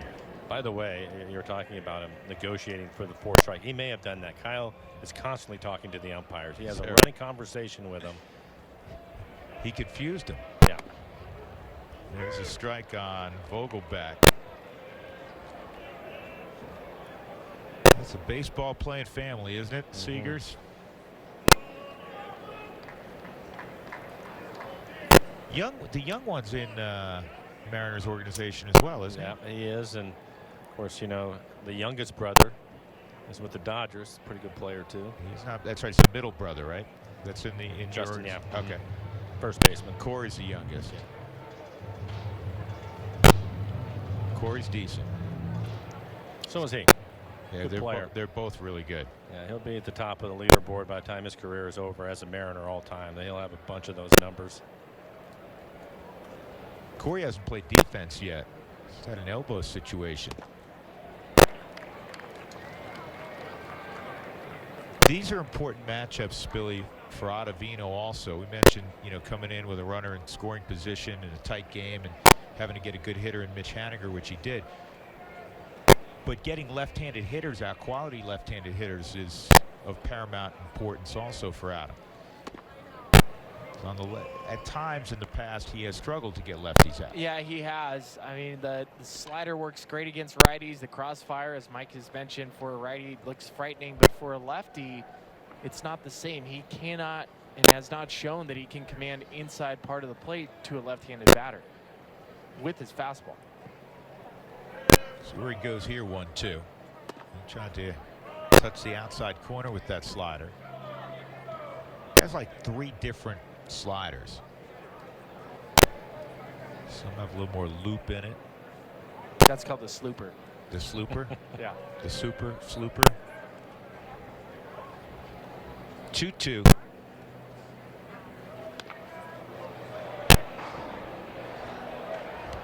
And that was a well-located fastball inside part of the plate that Adam's been really struggling to get that feel. And that happens in spring training. We see it all the time.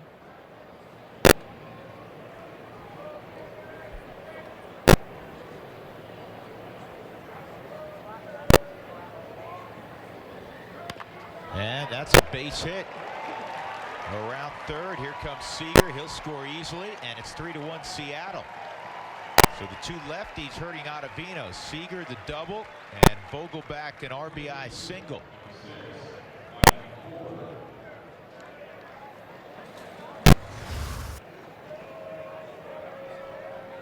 Didn't try to do too much, did he, Mike?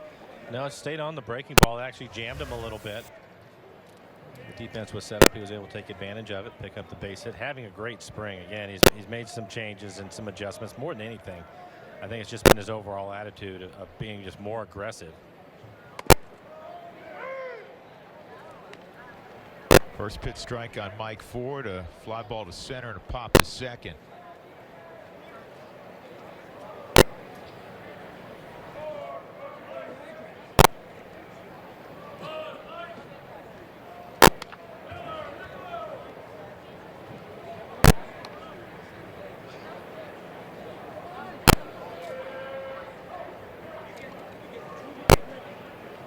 Mariners operation.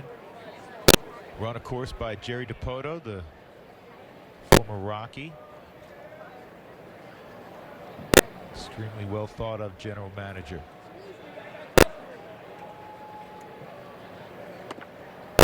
Jared not afraid to make a trade now. No, he has been busy the last couple of years. How do you keep track of all of the moves? It's so difficult. Pat Listash is the manager in Tacoma, and he was talking about that. And at times, we were calling up so many pitchers constantly because every day it seemed somebody was getting hurt. Then we have another club in Everett, A-Ball, and he was having to get his pitchers. Sometimes they sent him 2 or 3 pitchers from Everett just so they could get through a game or two. It was constant turnover last year with the pitching staff. I've never seen anything like it. You want to see something interesting you might not see every day. Watch Nolan turn a double play at second base. And that was 4-5-3. He loves it. He does. He loves that. Every single opportunity that he goes to get really in the shortstop position to turn and make this double play. You know what I thought Major League Baseball was going to address in the offseason, and they didn't, is reinvesting in the revisiting, probably a better way to put it, in the neighborhood play, because the intent was a safety issue originally, but I think it's actually had the reverse effect. And with Nolan there, you know, they're not going to do it. There's no replay during March, but he may have left the bag before he had actually caught the baseball. Fine, can you imagine a base runner sliding into Nolan? That's, you know, if he ends up getting hurt on a play like that, that's how you lose an MVP candidate making a turn at second base. Heredia fouls it off. 2-2. What do you got on what we've seen a lot of the last couple of years, where guys are initially safe, but there's a little bit of a bounce in their slide, and the tag is maintained, and all of a sudden you had stolen the base, let's say, but there was a bounce, and now you're out. Super slow-mo. Yeah.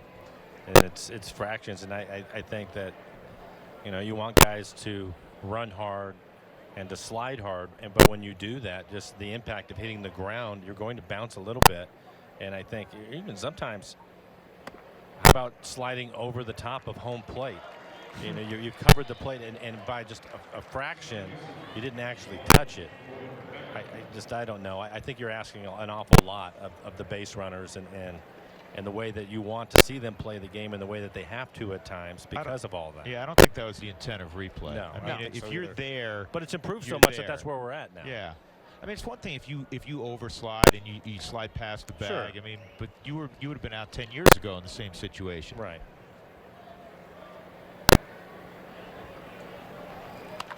That happened to Desmond a couple times last year. McMahon in foul ground will make the catch. That'll end the top of the 6th. Leadoff double by Kyle Seager, and he was delivered by Daniel Vogelback. 3-1 Seattle. Colorado's choice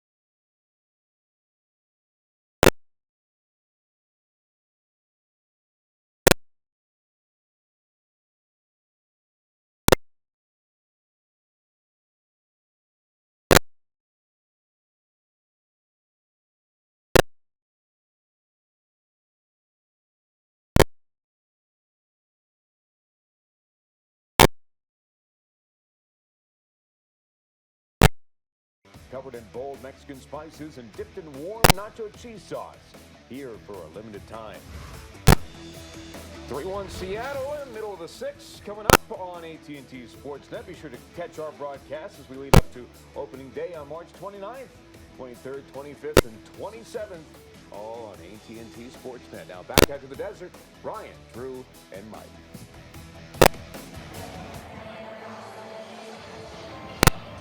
Mariners leading the Rockies 3-1. Mariners with 8 hits. The Rockies with just 3 against Rob Whalen, who pitched exceptionally well. 5 innings, struck out 9, allowed just a home run to David Dahl.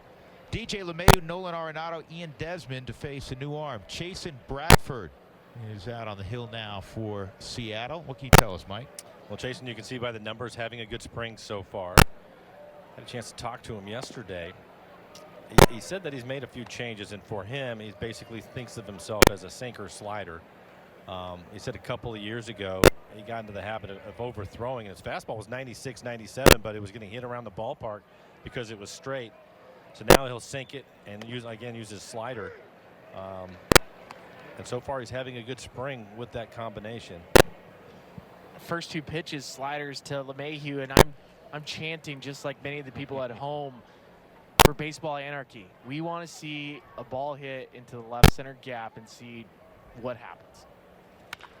Well, get through. That's yeah. going to get through, and DJ's turning up the wheels. He'll take a hard turn and head back to first base. Good job out there by Heredia getting to the baseball. Second hit of the afternoon for LeMahieu. He's going to get a pinch runner. Looks like Garrett Hampson, and he can take it to the house. We were hoping this ball would go all the way to the wall so we'd have a better look at seeing the defense. DJ just pulls it right through the 6 hole. You can see the left fielder playing pretty much center field, having to get to that ball. And one of the reasons why they were able to do that is Heredia could possibly be their best outfielder. He runs well, has a strong throwing arm. He'll play center field when Dee Gordon isn't in the lineup. But he was able to get over there quickly. Nolan, a fly ball to center field, and he grounded into a 5-4-3 double play. I wish it would have ended up going to the wall too, just so how excited you were about that. I just wanted to see it. Well, it's been a long time coming. We haven't seen DJ pull a ball with that shift. What would have been really interesting was last year, as we mentioned, the Padres shift, because it was even more dramatic than Seattle's. Had he pulled one down the third base line. Oh, yeah. Because he'd have been rounding third. By the time they picked it up? But, well, it would have been an easy triple and maybe an inside the park. 1 and 2. That's a good sinking fastball. 92 miles an hour. So there's DJ.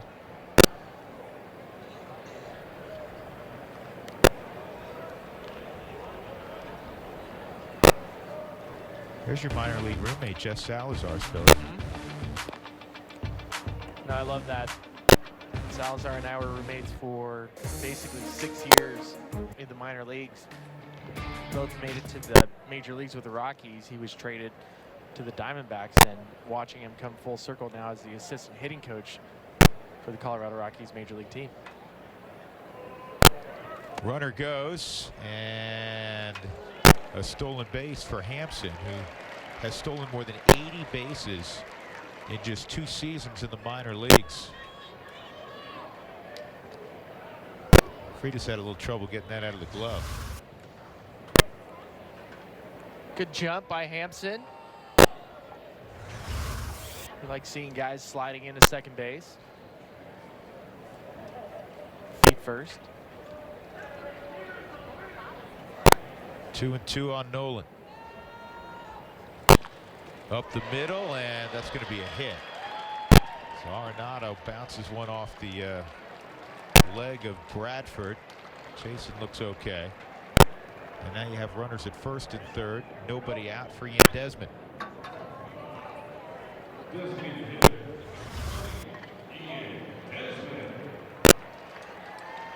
Slider out over the plate. Had Nolan out in front.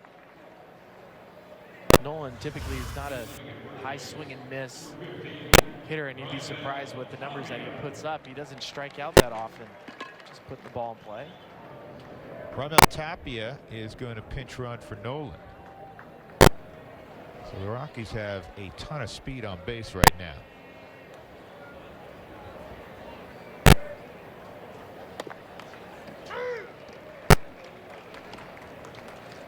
Mike, question. Are you like Spilly around the 6th inning of games in March when other fellas come in, you quit keeping score? You give up? I wouldn't say that I give up. I keep the score. Yes. I may not necessarily write in all the names. Okay, so somebody grounded to second, somebody fly to right. Yeah. Right. Okay.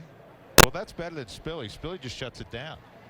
No, I'm still here. I'm still present. You're present, but you know you drop the pen in the bag and you take the book and hide it.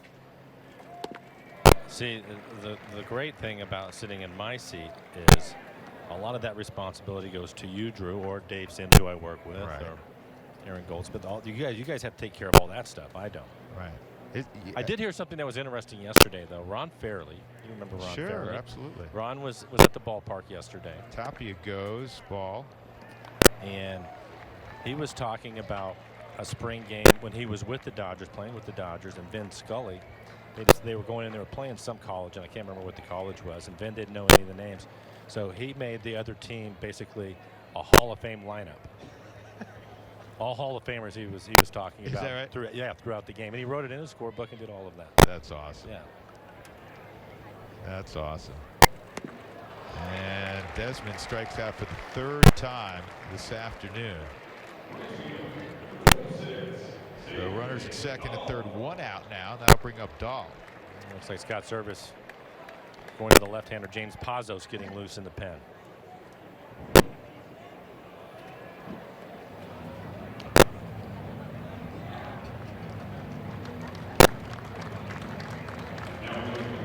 So it's pitching change coming. We will take a break as well. 3-1 Seattle leading. Rockies with 2 on in scoring position when we come back. All right, Chad.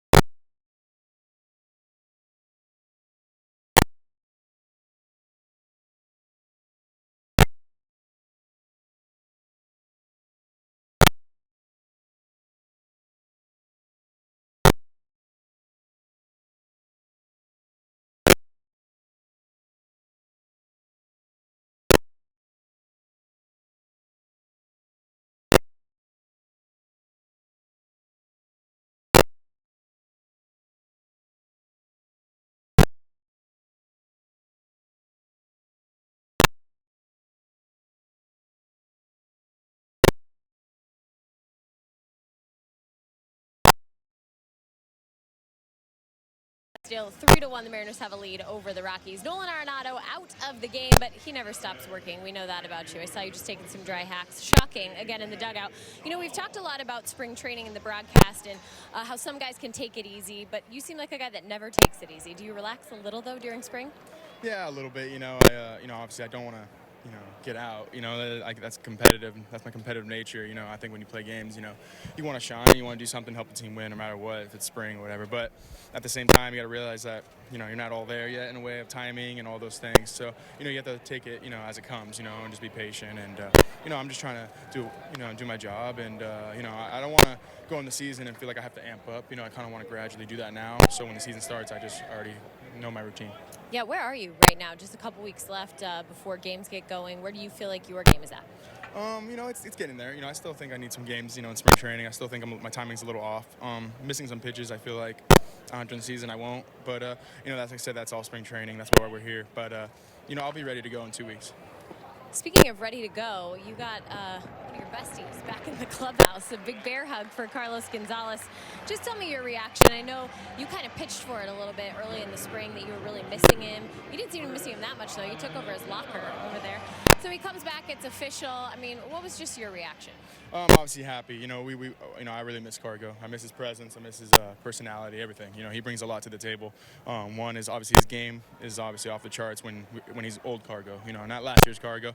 You know that we know Cargo's better than that. But you know, as a group, we know we could perform at a high level, and you know, he expands our lineup. He makes us way better. Yeah, you're not really the hugger type, but you really got after him in there. Yeah, I love him, man. I love him. I was happy to see him. You know, we talked about you picking up more of a leadership role this year. How have you seen that play out at spring, just with the extra time that you've been spending with some of the bubble guys? You know, I just try to communicate with them. I've gone through what they've gone through. You know, guys that are trying to make the team. You know, I tried to make the team in 2013. You know, and obviously it didn't work out, and so it's not going to work out for some of these guys also. So I could also be of, you know, I know the experience of not making it. I know the experience of, you know, being on the team out of spring training. So, you know, it's a good, you know, I get to communicate with all of them, and, you know, I want them to know that at the end of the day, you have to get ready for the season no matter where it's at, and, you know, that's what's most important. We know you're always ready to go. Nolan, thanks so much for joining us. Guys, we'll send it back to you. All right, Jenny, thanks. Chris Iannetta with 2 outs, Toppy at third, 3-2 Seattle. Pazos misses there. It's 3-0 on Iannetta. Good at bat from David Dahl. It's one where you got to get it in play to at least get a run home. Left on left, not easy.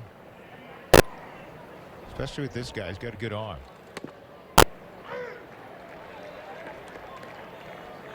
The bullpen for Seattle should be one of the strengths. It will be one of the strengths for them. They have a lot of power arms out there. They have guys that will pitch multiple innings. James is one of them. His fastball will sit right around 95 miles an hour during the season, but he's not just a situational left-hander. Scott will leave him out there for a couple of innings at a time. Dee Gordon makes the catch. The Rockies get a run. There were a couple hits in the inning. Lemahieu began it with the base hit. There was also a stolen base from Hampson, who was pinch running for him. 3-2 as we're off to the 7th. Shy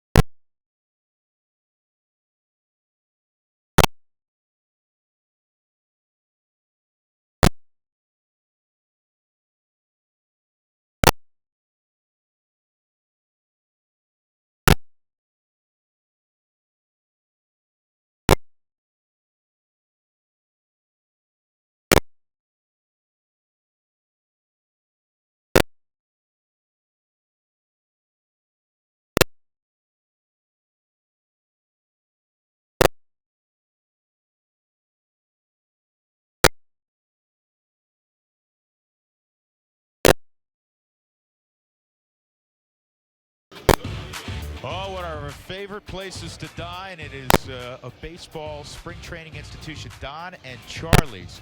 And you know what? You got to stick around for the dessert. The ribs are great. The steaks are great. There's, you know, the double baked potato, which I get every time.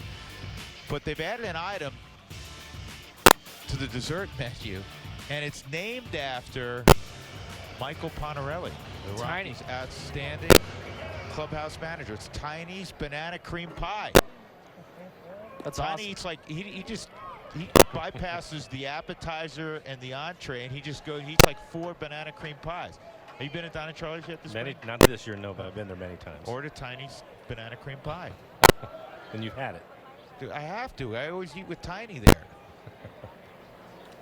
I try to rip it a little bit, and then the waitresses always smile because they know, Tiny's world famous. Mike Dunn's on the hill. He throws strike one to Taylor Motter. There's all kinds of new fellas out there.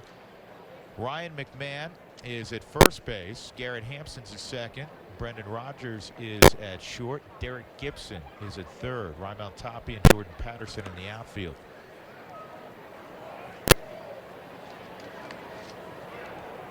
So Mike Dunn will get an inning of work here. Also, I want to mention, on a sad note, a guy who, if you played high school sports, especially if you played high school football, but many sports, in Colorado over 50 years or so. Frank Palmieri, who at 92 passed away last week, but he was a longtime public address announcer at Jeffco Stadium and other venues for so many CHASA events. And Tiny's dad, Dave, who is a longtime detective with the Denver Police Department, and he does a lot in security now at Coors Field. That's Dave's godfather, and again, Frank passed after a long and distinguished life and career. Frank Palmieri passed away last week at 92, but we wanted to mention him.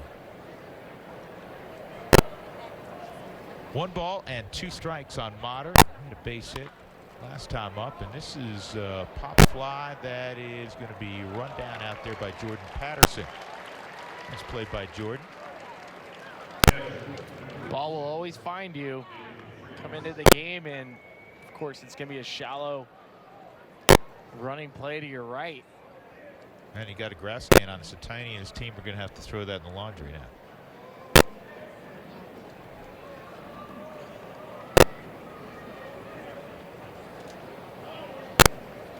David Freitas, RBI single in the second, strikeout in the fifth.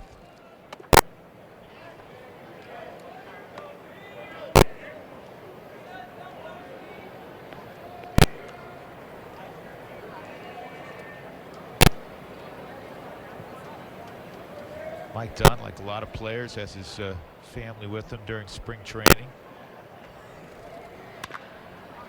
That is a great play at third by Gibson, and he completes it at first.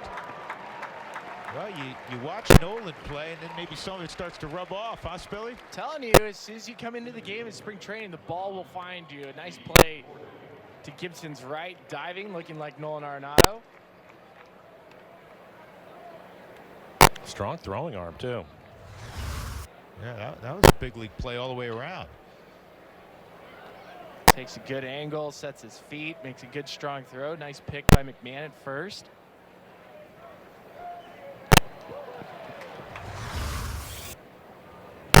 Two outs, nobody on for Dee Gordon.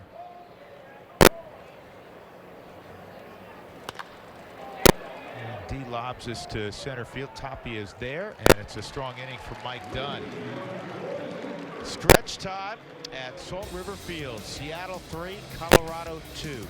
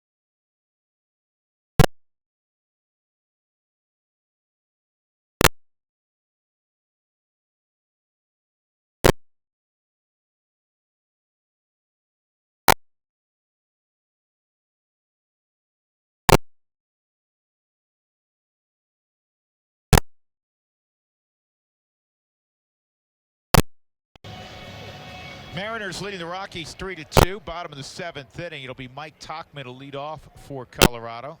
James Pazos remains in the game. Mariners have made a couple of changes.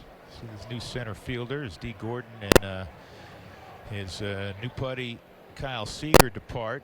So in center field, Luis Liberato, and at third base, Andrew Romine.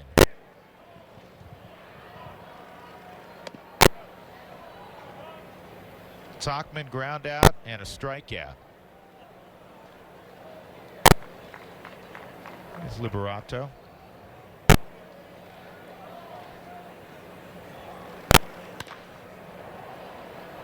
Left field, Heredia near the line and in foul ground, puts it away.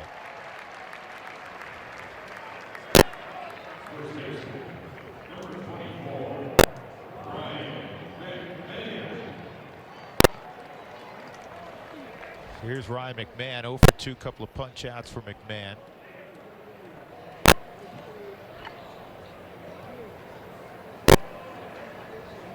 How do you see the American League West, Mike? Well, obviously you have the Houston Astros, and very strong club. And the Mariners, even before last year, the last 2 or 3 years have had their struggles with them. Even when they were a younger club that would make some mistakes, the Mariners just had a tough time with them. But obviously you have to look at them being out in front. The Angels have improved themselves. We've seen them once so far this spring. I'm not sure where Oakland is going at this point. The West is going to be tough, though. I think for this Mariner ball club, it's really going to come down to their starting pitching, like it does for most. But because of the injuries, and we've already talked about Felix, Erasmo Ramirez has not picked up a baseball, so it's really going to come down to Paxton. Is he going to stay healthy? If he can, I think you'll see something special from him. Good job by McMahon. Yeah. It's nice hitting by McMahon. Taking a ball opposite field with a tough lefty. Somebody else, Mike Leake. I thought that was an excellent pickup by Jerry last year, just because they need somebody to log innings, and that's something that you can count on him to go 180, 190, take the ball every 5th day. He's been durable, which has been difficult for them to try to find that. Mentioned Marco Gonzalez and his improvement. Last year at the end of the year, Marco was throwing 94 miles an hour. Was not able to use his cutter yet coming off of the surgery. He's been throwing his cutter this spring, which has helped his changeup. So I think there's some high hopes for him. Then, of course, there's a number of guys that are competing to try to be in that 5th spot until Ramirez comes back. Whalen being one of them, and took a step forward today with his outing. Their bullpen is going to be really good. They're going to score some runs. I like the addition of Dee Gordon. You have Gordon and Segura at the top of your lineup. Yeah. With Robbie and Nelson and Kyle in the middle of it. So pretty good lineup when you start thinking about you're having somebody like Haniger, who is a good hitter, but he could be hitting 7th or 8th in this lineup. I tell you what, if healthy, that's going to be one heck of a lineup. Ichiro now, he's probably going to hit 9th. So at one point, you're going to have Ichiro, Gordon, and Segura after you turn the lineup over. So there's some speed and some guys that are going to pick up hits. Mike Zunino hit 25 home runs last year, took a step forward. Yeah. They play good defense, very good in the outfield. Mike got off that train back and forth to Tacoma and settled in, did a nice job. Yeah, made some adjustments, and he set a record for extra base hits for catchers, passing Dan Wilson with 50 last year, including the 25 homers. So there's a lot of things to like about the club, but it's really going to come down to the starting rotation and how well they compete, and what they're going to do against Houston this year. Sure. 2-1 on Rogers, 3-1 dirt ball. McMahon shows his athleticism, moves up.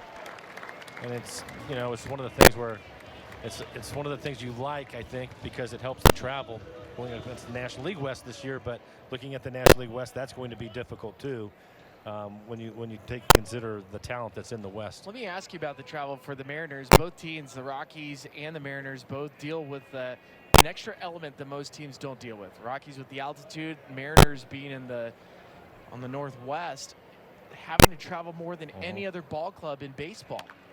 Yep. What kind of effect does that have on the players? Well, it's one of the reasons why I like the 4 extra days off, and because it's going to help these guys travel. You look at them staying in the National League West, that's going to help them too, because I think it's at the end of June. They don't travel east anymore, so that will help their travel this year. So it's not going to be as bad this year as it has been in the past. Typically, they're 53, 54, 55,000 miles they're going to travel. And I know for myself playing, it's always that second day, and over the course of the year, when you start to roll into July and August, it catches up to you. You just can't help it. It's a disadvantage, but it's what the situation is, So and they have to deal with it. What is league average for amount of miles traveled in a year? That's a great question. If you're somewhere in the Midwest, you're looking pretty good, aren't you? Probably, what, 21,000, Yeah. 30,000 miles? Yeah. 55,000 miles is... They won't get there this year, which is a good thing for them. They catch a break, but again, the competition will be better too, I think. So, see how they handle it. How big did that play with Ichiro coming back to Seattle? Oh, it's big. Yeah, I think people are excited about the guys in the clubhouse. I couldn't believe, I didn't even think about it at the time, but the number of guys that were teammates of his, Dee Gordon being one of them. But the guys were excited to have him back too, and you know, it was immediately things changed as far as the amount of cameras and coverage this team was getting with him around. And you know, it was one of those things. The amazing thing for me, and we got to see him the last couple of years with Ichiro down in Miami. His body, for me, I mean, Mike, you've been with him for years. His body hasn't changed at all. Hasn't changed at all. He scored from first base in last night's ball game, and he was flying around the bases, and he looked the same, exactly the same. So, freak, he's 44. Yeah, I know that Jerry said that they'd been talking to him quite a bit and going back and forth and trying to figure out a fit. And then once it was apparent that Gamble was not going to be available for a period of time, it's a pretty nice player to be able to get and put him out there. And again, Heredia playing left field with him. Scott said that he'll hit the bottom of the lineup, so probably ninth. And you know, he's going to play a lot, especially the first couple of months. Sure. Until Gamble gets back, so he's going to be important to this club.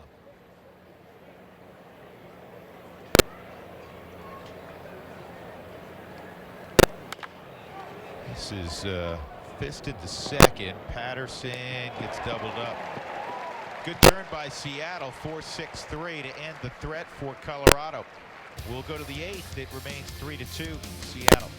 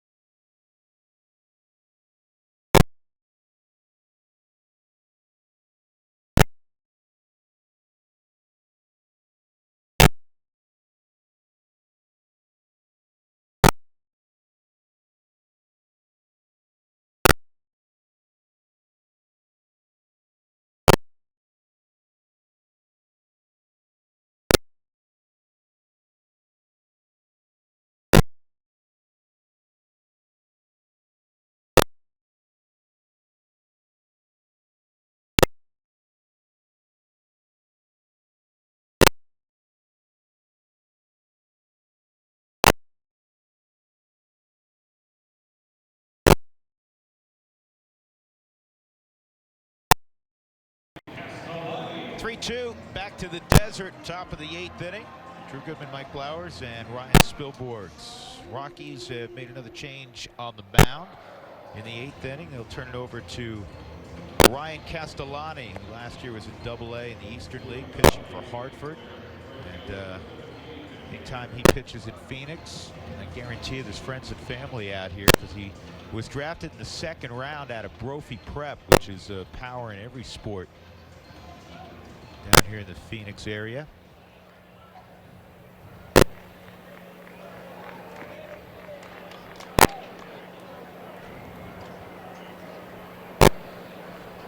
Daniel Murphy's behind the plate. Brian Mundell has come in at first. And Noel Cuevas is in left field now for the Rockies. You write those all down, Mike? I have it right here. Okay. Good job.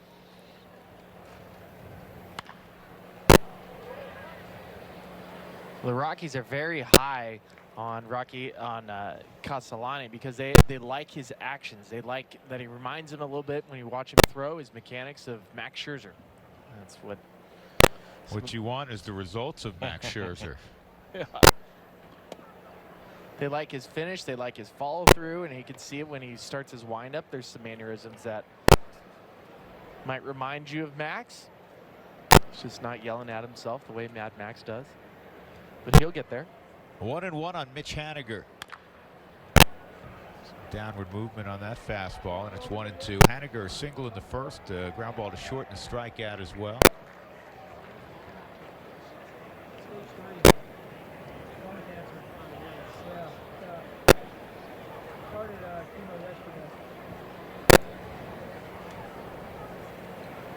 Haniger originally an Arizona Diamondback.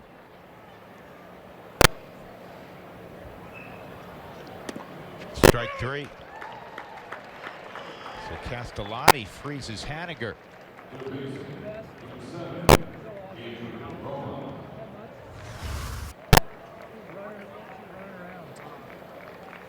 Slider on the outside part of the plate. Well received by Tom Murphy. It is getting late in the game. Strike zone might be a little bit wider than normal. This is Andrew Romine, his first at bat. Kyle Seager was 1 for 3 today. Castellani's the 6th rated prospect in the Rockies chain, according to Baseball America. Mike, let me ask you, last year Andrew Romine played in every single position in a game. Would that interest you? Would you ever want to be able to do that? Have you ever thought about doing that in your career? I've never really thought about doing it in one game. I've played a number of the positions that have been out there. I never pitched, and I never played center field. But when I heard that, because the first thing I thought about, okay, you're going to have to take the mound and face somebody. He ended up facing Sano and ended up getting him out. I don't know that I necessarily want to be that close to him when he's swinging a bat. What about you? I think I'd like to try it, but I'm such a terrible infielder that I would feel bad for the pitcher. Like you don't want any baseball hit to you over the course of the game to ruin an outcome for somebody. Well, the other part of it for me is I was an emergency catcher on our club with never having the intention of ever actually having to go do that. And I caught an inning in Cleveland, and that was enough of that. So I don't think I'd want to do that again either. Remember who you caught? Rich DeLucia. Did you catch most of them? I don't think I went to the backstop. I will tell you, though, when I was throwing the ball down to second base to get the inning started, it ended up in center field. It's okay. Nobody was watching. No. I was telling the story. Rich had a pretty good curveball, and after he was done warming up, we get the ball back in from the outfield and do that thing. I walked out to the mound, and I let him know that he was not throwing a curveball in that inning. He was going to throw his fastball, and he was going to pitch inside. I'll tell you a great story. It was a shutout, too. Shutout inning, just so you know. About emergency catchers. So this goes back, I want to say it's the '98 season. Jerry DiPoto's on the hill. The Rockies have used Jeff Reed to pinch hit in the 9th. And I'm trying to think who the other catcher was. Girardi was gone. Whoever the other catcher was. Oh, you know who it was? I'll think of it. Doesn't matter. The catcher gets nicked, and Reed has already been burned. The Rockies had 2 catchers, like most teams. And now the winning runs at third base in a tie game. DiPoto's on the hill, and Jerry had that great slider. Ground ball that is fielded nicely, but then thrown away by Mundell. Murphy backing up. And Nafi Perez has to go behind the plate, the Rockies starting shortstop. Now Nafi, like most shortstop, he had great hands. He wanted to catch with his 11.5-inch fielder's glove. And I think was Groove still a manager then? Yeah. Yeah. Groove was still a manager. He said you can't catch, you break your hand. You cannot catch Jerry DiPoto with a fielder's glove. So he put the catcher's equipment on, used a catcher's glove, and throws. So did he volunteer? He volunteered. Yeah. Goes back Groove there. being Don Baylor, just in case you don't know who Groove is. Yeah. Caught the first pitch. Second pitch, Jerry broke off a slider, whiffed on it to the backstop. Ball game over. It was against the Angels in Anaheim, and I was telling that story, and Vinny Castilla was standing there, and Vinny goes, "Yep, I couldn't remember any of the particulars." Vinny knew everything about it. He goes, "It was in Anaheim. He knew who was up. He knew who scored." But Nathan had to go behind there. Yeah, I was a little bit surprised when I was told to put the gear on. We had been in Baltimore the day before, ended up getting in a brawl. Bill Hasselman ended up getting suspended, kicked out of the game, suspended. Dave Valley started the game, and something happened along the way with a pinch hit. The next thing I know, I had to go in there and catch that last inning. Did you at least during spring training get a little bit of work back there? It was the worst spring training ever. I reported with the pitchers and catchers. Oh boy. This is in '93, Lou's first year. And after about 3 days of sitting out in that bullpen, I could hardly walk. Just not used to it. Sure.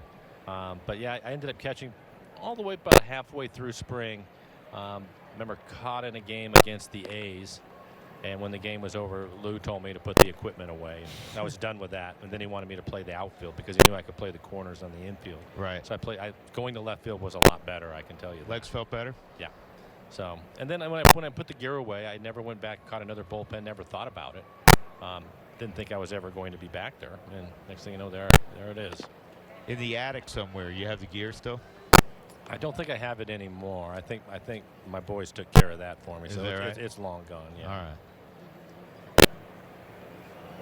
Any of your boys catch at one point? No.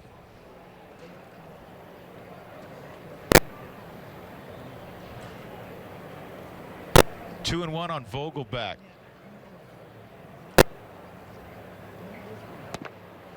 Three and one.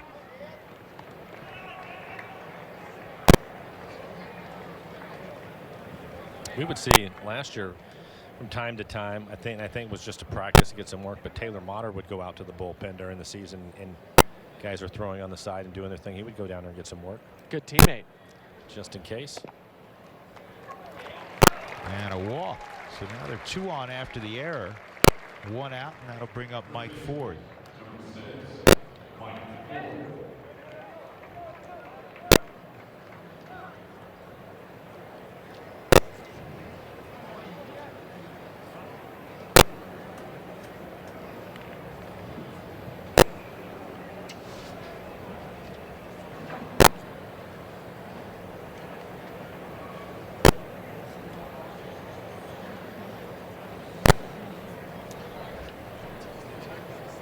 Ford 0 for 3 in the ball game.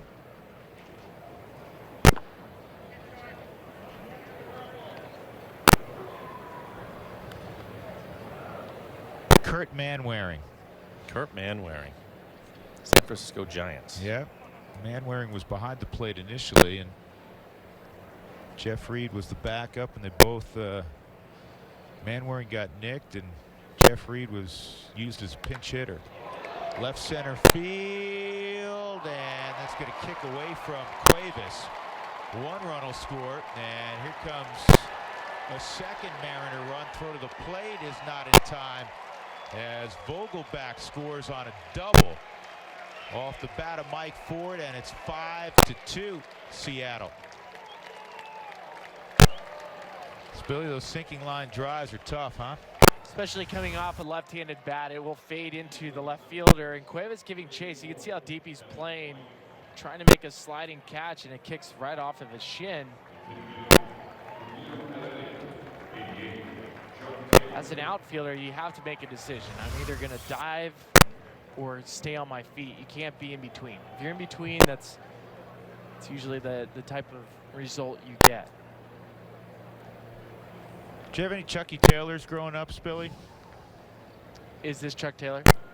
I'm asking if you ever sported Chucky Taylors. Of course, who didn't wear Chuck Taylors? Chuck Taylor's at the plate right now. Wearing his Nikes. Wearing his Nikes. Everybody had Chuck Taylors in our generation, right? I'm sure he's never heard that joke ever in his whole life. Well, fortunately, he didn't have to listen to me. He's focused right now.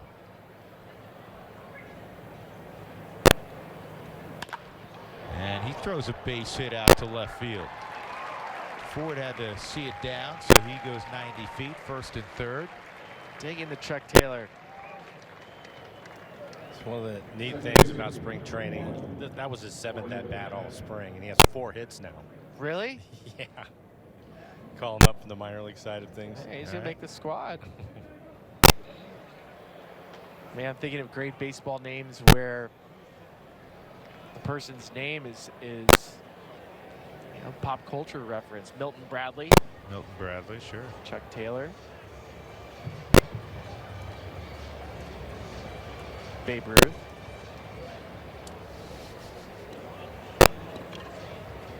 Have you seen Sam Moll throw? Yes.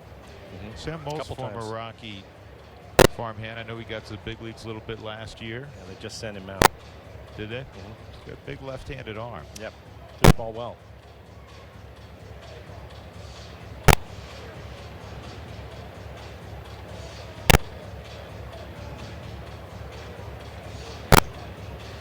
You know, we always talk about guys when they make their major league debut, and I'm sure you guys remember the first time you were in big league camp and maybe had a nice day on a March afternoon.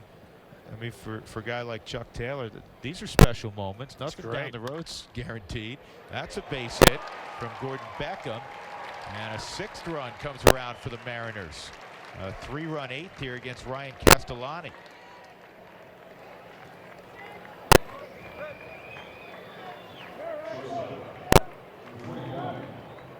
Gordon, he's made a couple of defensive plays today. That's his 2nd base hit.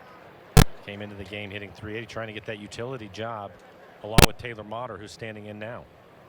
It's pretty amazing when you look at Gordon Beckham's year last year, joined the San Francisco Giants, only played in 11 major league games.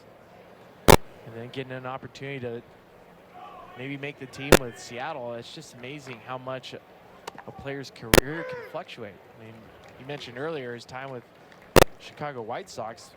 This was the next future Ian Kinsler type all-star, and then you just watch the progression and how he's been able to adapt and stay in the game.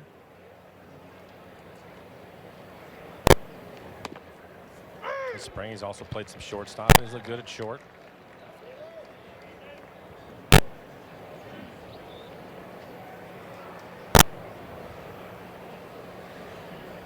Two strikes on Motter with 2 on and 1 out. Taylor at 2nd, Beckham at 1st. And that's ripped to left center field. Here comes Chuck Taylor. Going 1st to 3rd is Beckham on the knock. And it is 7-2 Mariners.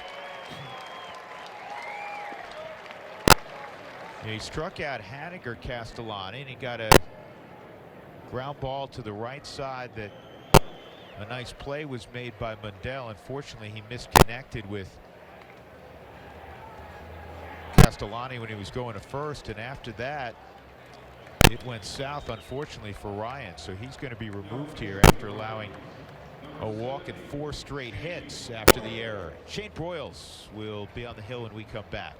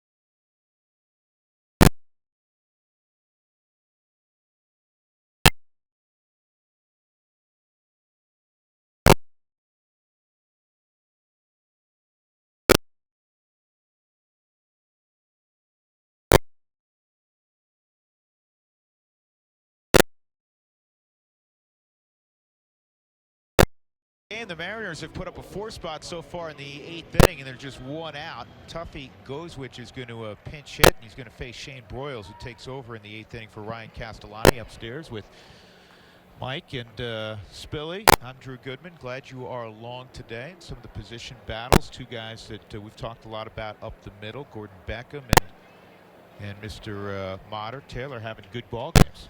Yeah, and it's good to see. I think the one thing, and Ryan, you've been there, I've been there, you get into spring training and you know you can count the numbers and you can see kind of where you line up, and the only thing that you control is your play, and you just want their decision to be difficult. And I think that's going to be the case with the utility role and what they decide to do, and the backup catcher. I think it's going to be difficult for them, and as a player, that's all you can really do, and then it's in their hands and go from there. But they both are having a good day, and you like to see that. And obviously your teammates, your friends, and if you're Taylor Motter and you're watching Gordon Beckham, who's getting hit after hit right in front of you, and then you're able to match it, you're feeling good about yourself when you're standing on first. But Gordon Beckham out there is like, come on, man, let me have a day. Yeah, it's exactly the way it works, and so we'll see what happens. Again, there aren't many jobs that are open for the Mariners, but they're competing hard, and that's what you like to see. Competition's a good thing. It is.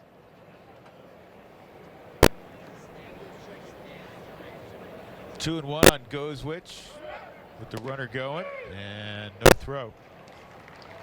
Stolen base for Motter, his 2nd of the ball game. He's checking off a lot of boxes this afternoon.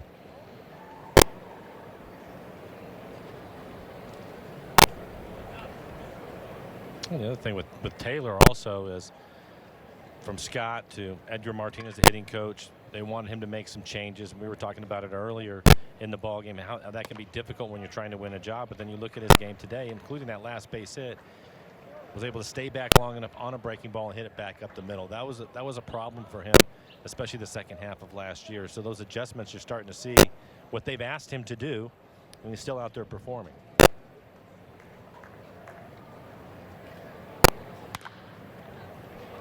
In the air to shallow or medium range right. Patterson underneath, and his throw to the plate is on line in time out at the plate. What an impressive throw by Patterson to cut down Beckham. In the inning, 4 runs for the Mariners, are up 7-2. Great throw. It's tax season, America. Time.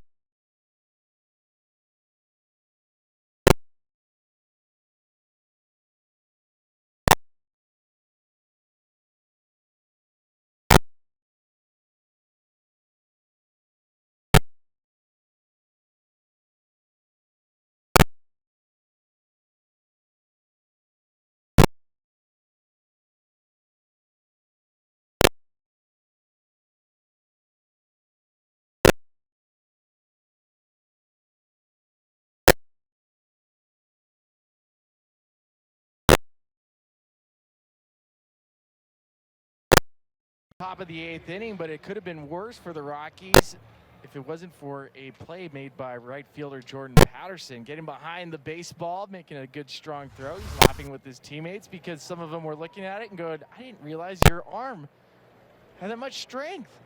And get behind the baseball. Good solid throw to Tom Murphy and gets Gordon Beckham out easily at home plate. That was a great throw. Yep. See, look, the guys are still teasing. I had no idea. Garrett Hampson takes up high ball one. First at bat for Hampson. He pinch ran for Lemahieu after DJ singled in the 6th inning. Hampson would have a stolen base and would score on an RBI ground out by David Dahl. He's facing Art Warren here in the 8th. Warren's fastball outside. 2-0. Hampson, a product of Long Beach State.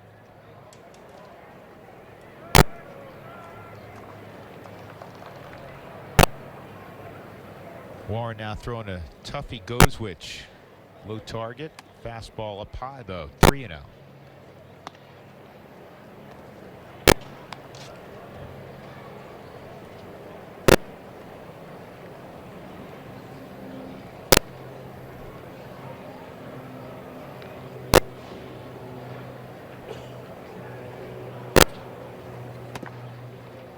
Three and one.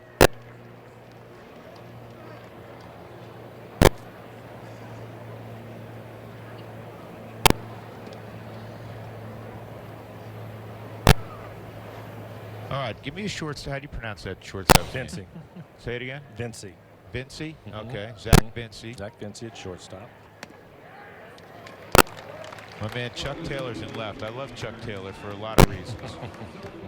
But I can pronounce that one. Evan White I like too. Evan's at first. That's a good one. High draft pick for the Mariners. Yeah. Yeah. Andrioli, John Andrioli, and right field. John Andrioli's in right. Yeah. And Mike Blowers is in the booth.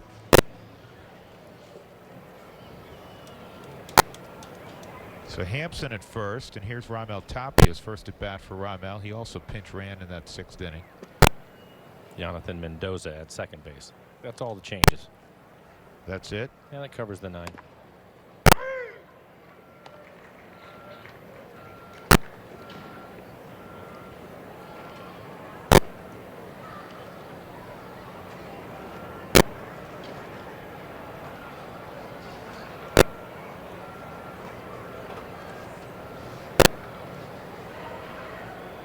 One strike pitch is up high, 1-1.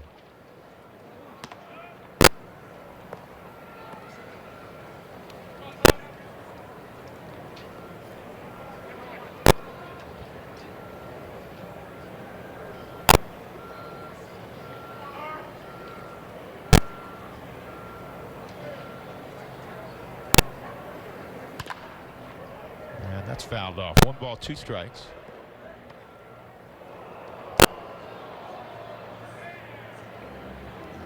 Art Warren, just a couple of innings here in the spring as you look at his numbers last year in A-ball. But a good fastball, hard slider. In 2 innings of work, 3 strikeouts for him. Yeah, almost a 3-to-1 strikeout to walk ratio last year in A-ball, which is good stuff.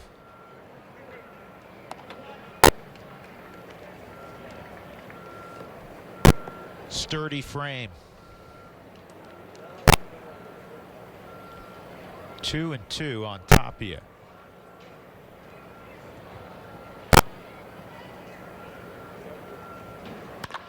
And a ground ball to second. And he won't get anybody, not the way Tapia runs. So a bobble by Mendoza. And on the error, the Rockies have 2 aboard.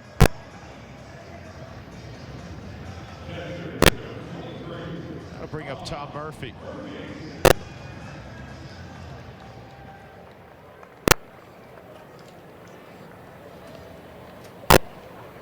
Before the game today, we were in the dugout. Mike and I were trying to swing Tom Murphy's bat, an I-13 max bat, 34 inches, 32 ounces, but it felt like it was a tree trunk. Top heavy. It's a little bit surprising because he does have a cup, so it would typically balance it out a little bit more, but not the case. That's not the way it felt trying to swing it. He may be the strongest Rocky. No, he is. I mean, it's no question.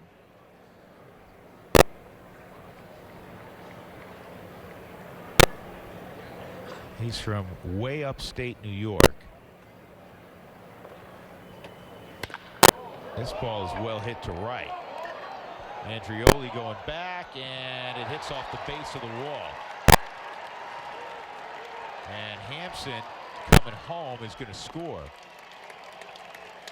Both guys had to wait on base to see if that was going to be caught. So Tapia was only about 15 feet behind Hampson at one point. Well, that's because Hampson is a big West baseball player, knowing with nobody out, he's going to tag at second base to get to third.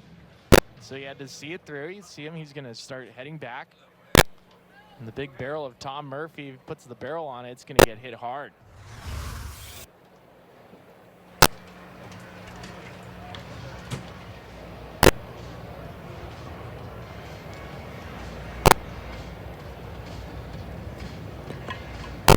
Derek Gibson will be coming up. Yeah, I was going to say, you know, Murphy's from upstate New York. He's a big hunter. He's telling me a story about getting a deer. He's out bow hunting this past winter. He also, when he's not hunting, moves trees around his property. Yeah, he does the Rocky Balboa workout. Carries it on his shoulders, you know, the big tree trunks, and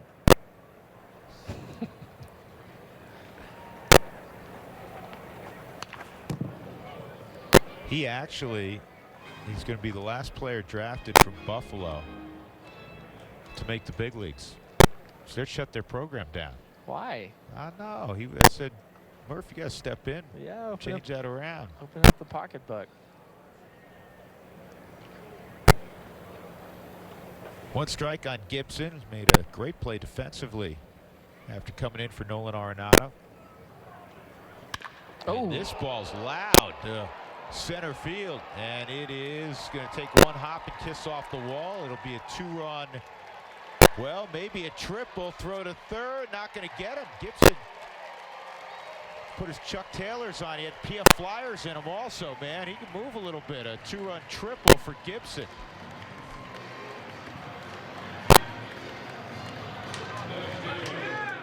That's how you make an impression to Bud Black and the coaching staff. Get an opportunity to come play in a major league game and make a great diving play on the defensive end. You get a fastball center cut. He squared it up. It was loud. And even better, just taking that extra base, putting pressure on the Mariners.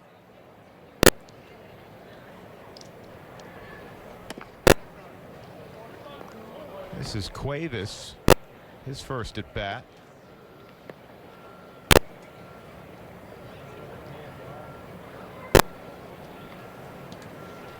Cuevas all of a sudden represents the tying run at 7-5. Nobody out here in the 8th.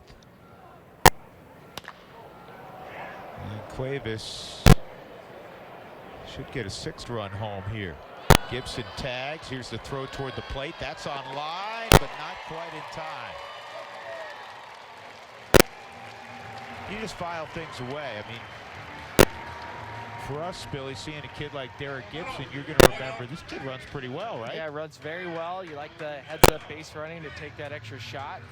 Get to third base with nobody out if you can make it. And scores for his teammate with the sac fly to center field. You can hear Vinny Castilla down in the dugout.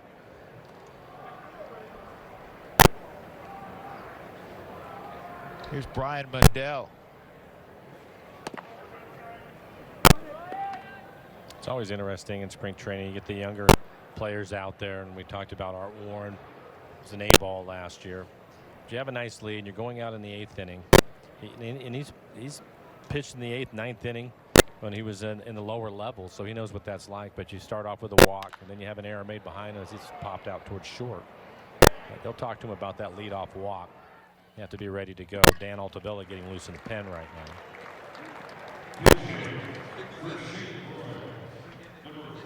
Tony Walter's going to pinch hit here.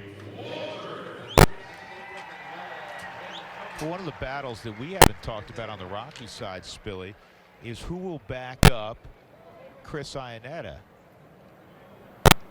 Tony Walters has done a lot of catching the last 2 years. He's a tremendous receiver. Tom Murphy really in kind of an injury-riddled year last season. This is hit sharply to second. This time handled by Mendoza. The Rockies get 4 in the inning to tighten things up considerably. It's 7-6 as we're off to the 9th inning.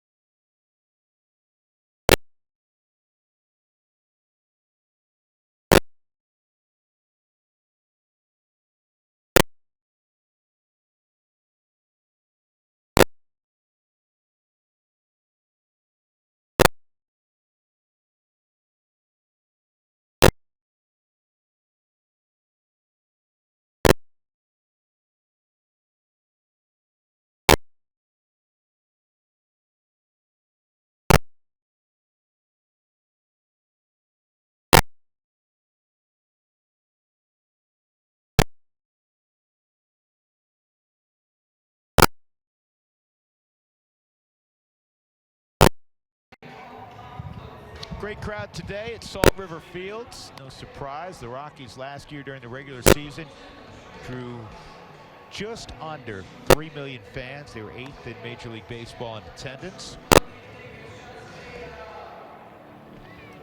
And with the Rockies down 7-6 in the 9th inning, you're going to see Brian Shaw with Cleveland as a setup man the last several years.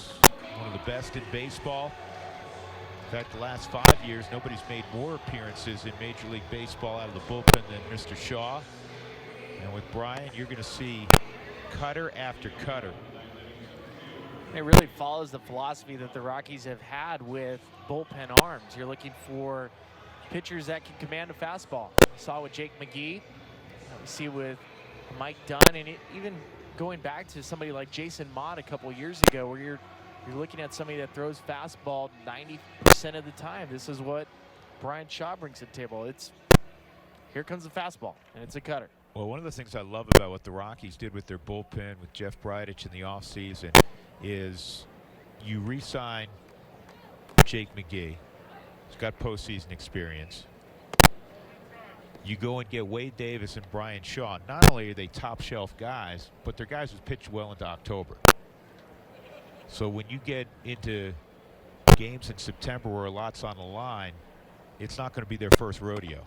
And Mike, you remember from your playing days when you were out playing behind a guy you knew had been there before, there's a confidence factor, isn't there? I don't think there's any question about that. And the one thing that is nice for a manager even is to know that when they bring the guy in, may not always go the way you expect, but you know what you're going to get for the most part, and experience is a big part of that. Yeah, and you're going to get some of that.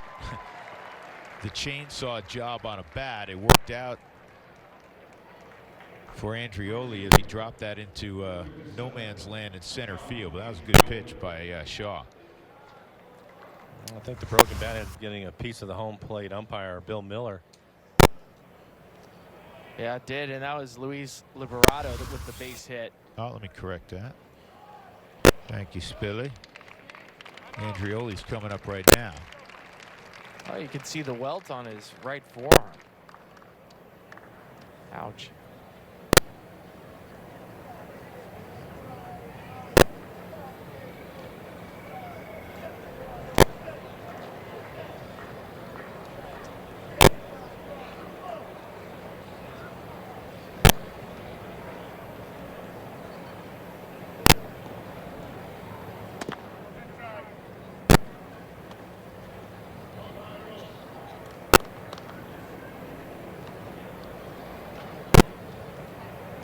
Both teams with 4 spots in the 8th inning.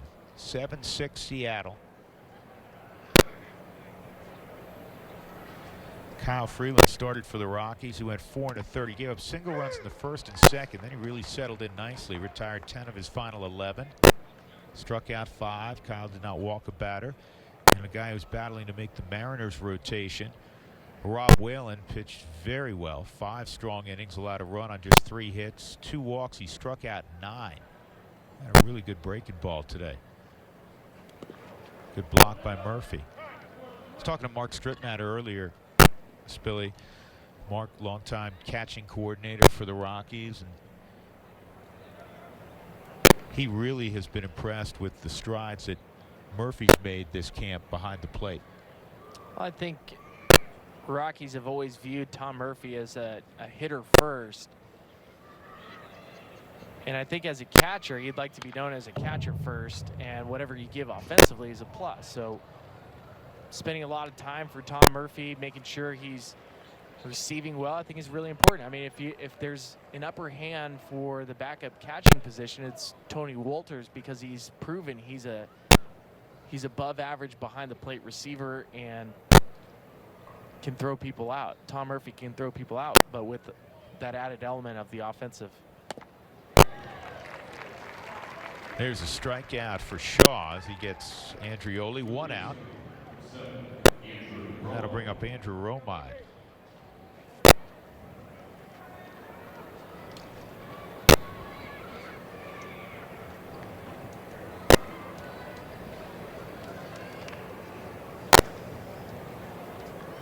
Well, the great thing about being behind the plate is you can have an 0 for 4 day and have a great day at the yard.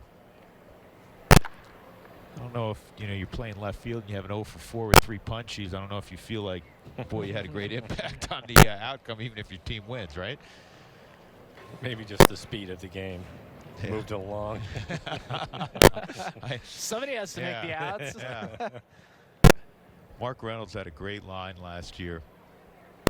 It was one of those great days offensively for the club. The Rockies scored like 400 runs on 600 hits, and Reynolds was 0 for 5. and Mark being the veteran, and he's got a great sense of humor. Somebody asked him about it. He said basically what you guys said. Somebody had to make some outs, otherwise we never go home. That's a good throw by Murphy, right on the bag. Rogers applies the tag, and Liberto is out at second base.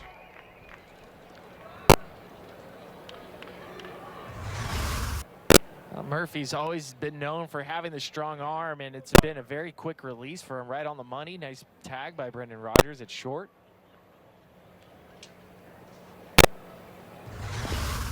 So Liberato's erased, and it's a 2-2 count on Andrew Romine.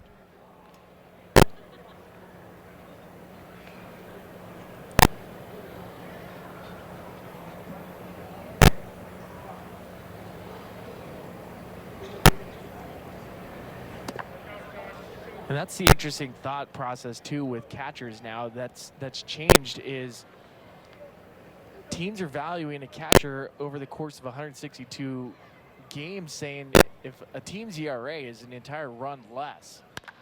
Ooh. Shaw doesn't know where it is. That'll be a base hit. That was smoked back right at Shaw. Got leather on it, but couldn't corral it. So base hit for Romine. So I heard Mike Scioscia talk about this. He said, all right, you have 2 catchers. One guy hits 280 with 15 home runs and 70 RBIs. The other guy hits 220, but the ERA over the course of the year is an entire run less. Well, the value for this catcher is significantly more than just the offensive stats.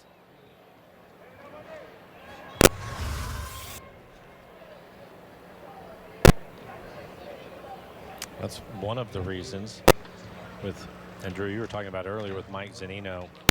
It was great to see him offensively put it together last year.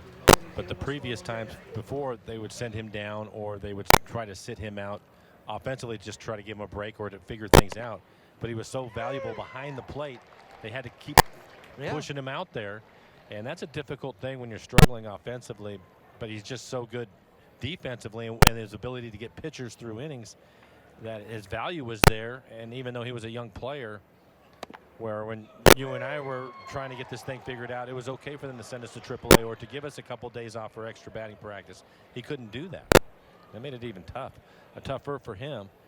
And that's why everybody was so happy last year he was able to put it all together. Think about some of the veteran guys that you guys have played with or played against that literally made a career. Shaw freezes Vogelback made a career of being a backup catcher. I mean, Henry retired, he was 64. Somewhere close to there. 66.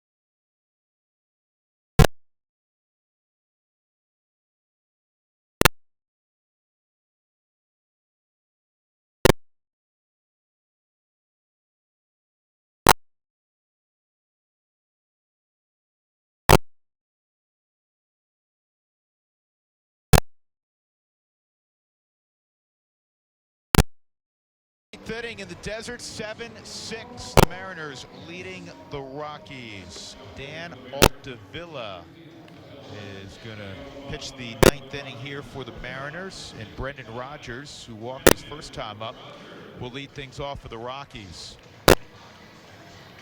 Always look down there in a tight game in the 9th inning in spring training to see if anybody else is warming up. Nobody's warming up on either side, which means this game will not go extra frames, even if the Rockies score. Mike, being a veteran guy, I know you have already looked down to both bullpens. And you are correct. Altavilla rolls out of bed throwing in the mid to upper 90s. That fastball at 96 fouled straight back by Brendan Rodgers. Former 5th rounder out of Mercyhurst. It's in Pennsylvania. It's a good D2 program. He has been really good this spring. You mentioned his fastball will be 95 to 99 miles an hour.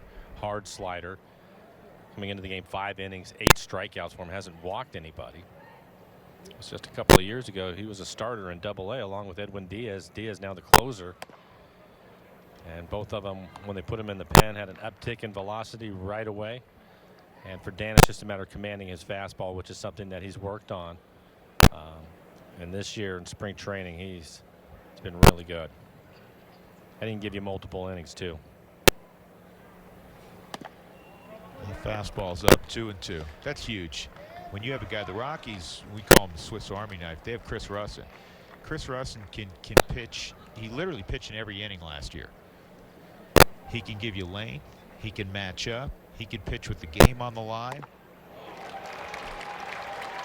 Nick Benson has been that guy for the Mariners the last couple of years, and I think this year they're going to try to keep Nick to where he's pitching just the 1 inning. They've used him a lot over the last 2 years, and he's been worn down. And I think with the additions to the bullpen for the Mariners, they'll be able to do that, especially with the way Dan's throwing it.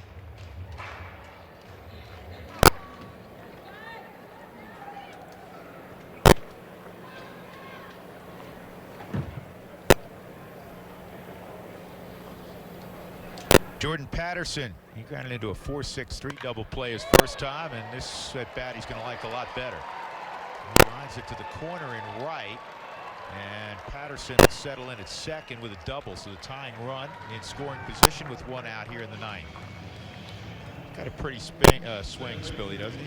When he loads up in his legs and you watch his hands fire, he is explosive. Last year, put up his best numbers in AAA and didn't get a chance to come up to the team. And it's got to be disheartening at times for a player like him who makes it to the major leagues the year before, has his best year in AAA, and he grind through it this year, coming back to camp, fighting, competing.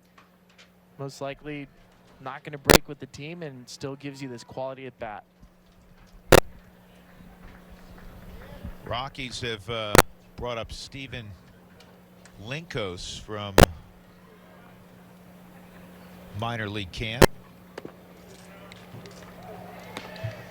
This is Garrett Hampson. And Linkos is running at second base for Patterson.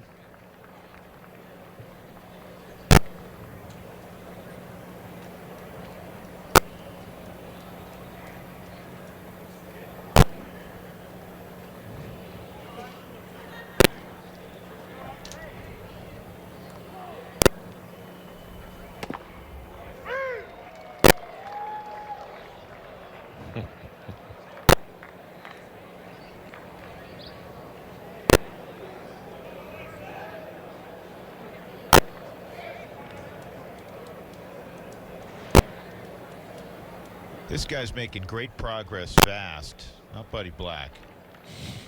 Buddy's fine. Buddy's fine. He's good to go.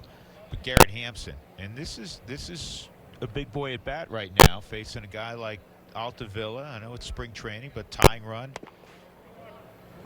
at second base.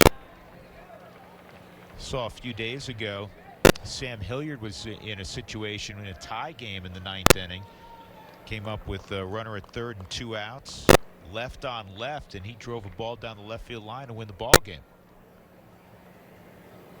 Billy and Mike, you talk about being able to make an impression even before it may not be your time yet. Hampson was in the Cal League last year, but I guarantee you he's made an impression this spring. Sam Hilliard is now down in minor league camp full time. He made a heck of an impression also. And for the big league staff, for Scott Service and his guys, for Buddy Black and his guys, you know, they read reports all the time, but once the season gets going, they don't have eyeballs on these guys. No. This is chopped to third, and the tag was, oh man, we have an injury also. I think the tag was missed. Linkos, for some reason, was trying to cross over on that, which he shouldn't have done. And on the tag, I wonder if Romine hurt his wrist. He's already, it looks like he's walking off the field.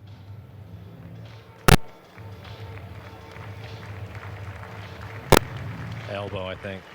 Yeah, you know what? He didn't make contact with Linkos. No, he didn't. It was an elbow. Yeah. Yeah, boy. Oh.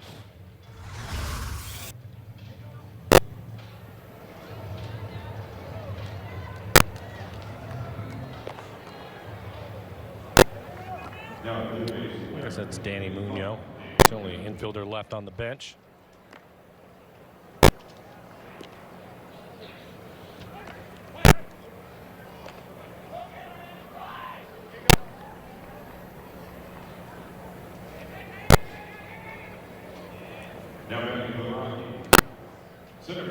Well, I spoke too fast, fellas. Brooks Pounders in the Rockies bullpen. Tying run at third. Raimel Tapia is at the plate, and you have big time speed at first and Hampson.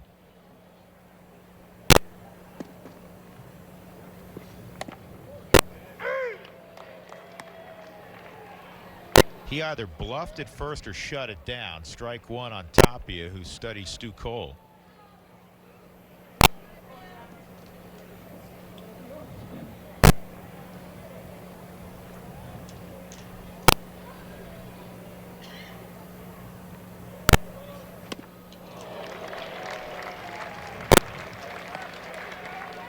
That's nasty. Short arm cutter.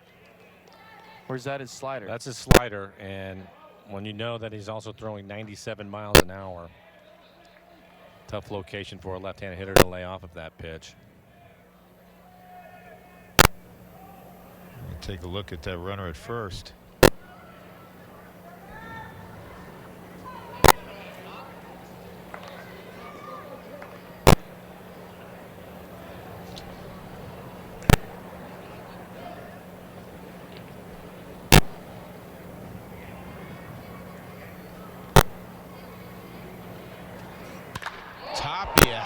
delivers one to deep center field. It'll be tracked down out there by Liberato. Hampson moves up, and the tying run scores with Linkhouse. So Tapia behind in the count, hits one about 400 feet, and we're tied at 7.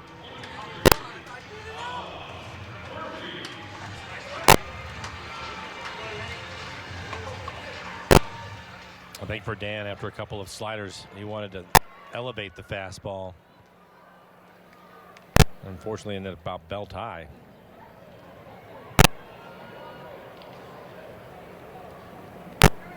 Here's Tom Murphy. Murphy double a deep right center. His first at bat, he takes a slider for a strike. Winning run at second, and Hampson.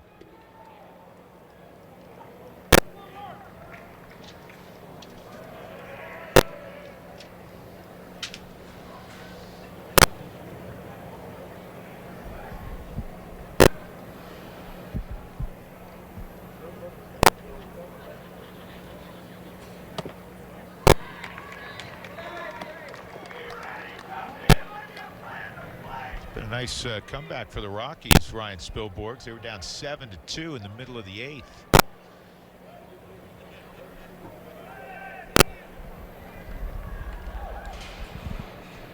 And even though it is spring training, a win or a tie, you feel pretty good about yourself. 2-1. Mariners are 6-11-1 in spring training. Rockies 7-10-1. I get asked this every spring, and I have a standard answer, but I want to know from you guys, does it mean anything at all? The record? The record. I would say, in my experience, in my time going through spring trainings, the answer to that is no, except for one time. And I think it was important, and it was in 1993 when Lou Piniella took over this club, and the team had never been to the postseason, had struggled along, and he was going to change the attitude from day one at camp. He wanted to win every single game down here, and we struggled, and we knew about it. That's the only time, but I think there was an impact because of that. That's interesting. Just trying to change the culture and the thinking overall. And in fact, we had a couple of pretty good players too that he ended up releasing.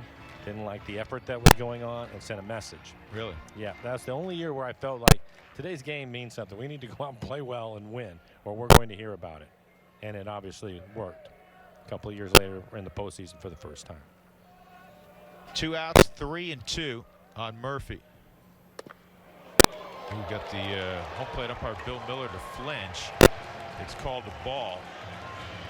And that'll bring up Derek Gibson. Spilly, what's your response? Well, I'm with Mike. There's certain times where you may have a team in a window, or you have a team that you feel like, let's make sure you go out there and you put your best effort. On paper, you guys are great. You should beat every single team. So go out there and do it, even in spring training. And it does. It carries over to the season. I think maybe even you can look at it too. Right, maybe from this point forward, you start thinking about that more, because early on the kids are playing the majority of the games, and your guys that you're going to break camp with are getting a couple of at bats and they're out of there, and you just don't know what to expect from the guys from the minor leagues. But now they're starting to stay out there a little bit longer, and maybe you look at it more at this point forward to ramp things up going into the season. Yeah, the reason I've always fallen back, kind of as you said, Mike, on it, it really doesn't have great meaning.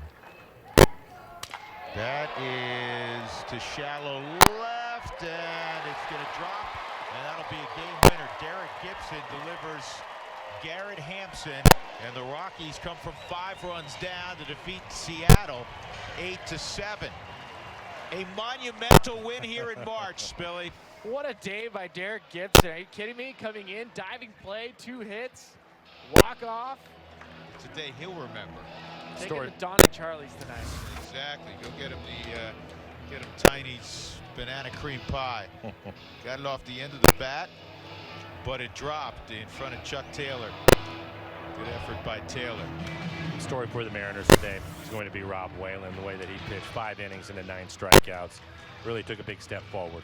Yeah, Rob Whalen was terrific, and Kyle Freeland after the first and second inning, where it wasn't bad in the first and second, but he was really good after that. I think for Freeland, it's been getting the good results with the new mechanic change that he's been implementing this spring training, and getting some swing and misses, some off-speed pitches past some of the hitters, and then establishing that fastball. Good day for Kyle. Yep, it was a fun day. We'll do it again the final day of spring training. We will.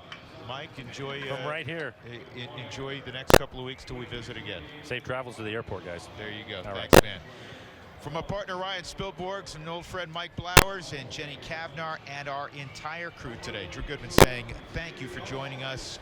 Good evening from Salt River Fields in Scottsdale. The Rockies over the Mariners this afternoon, 8-7.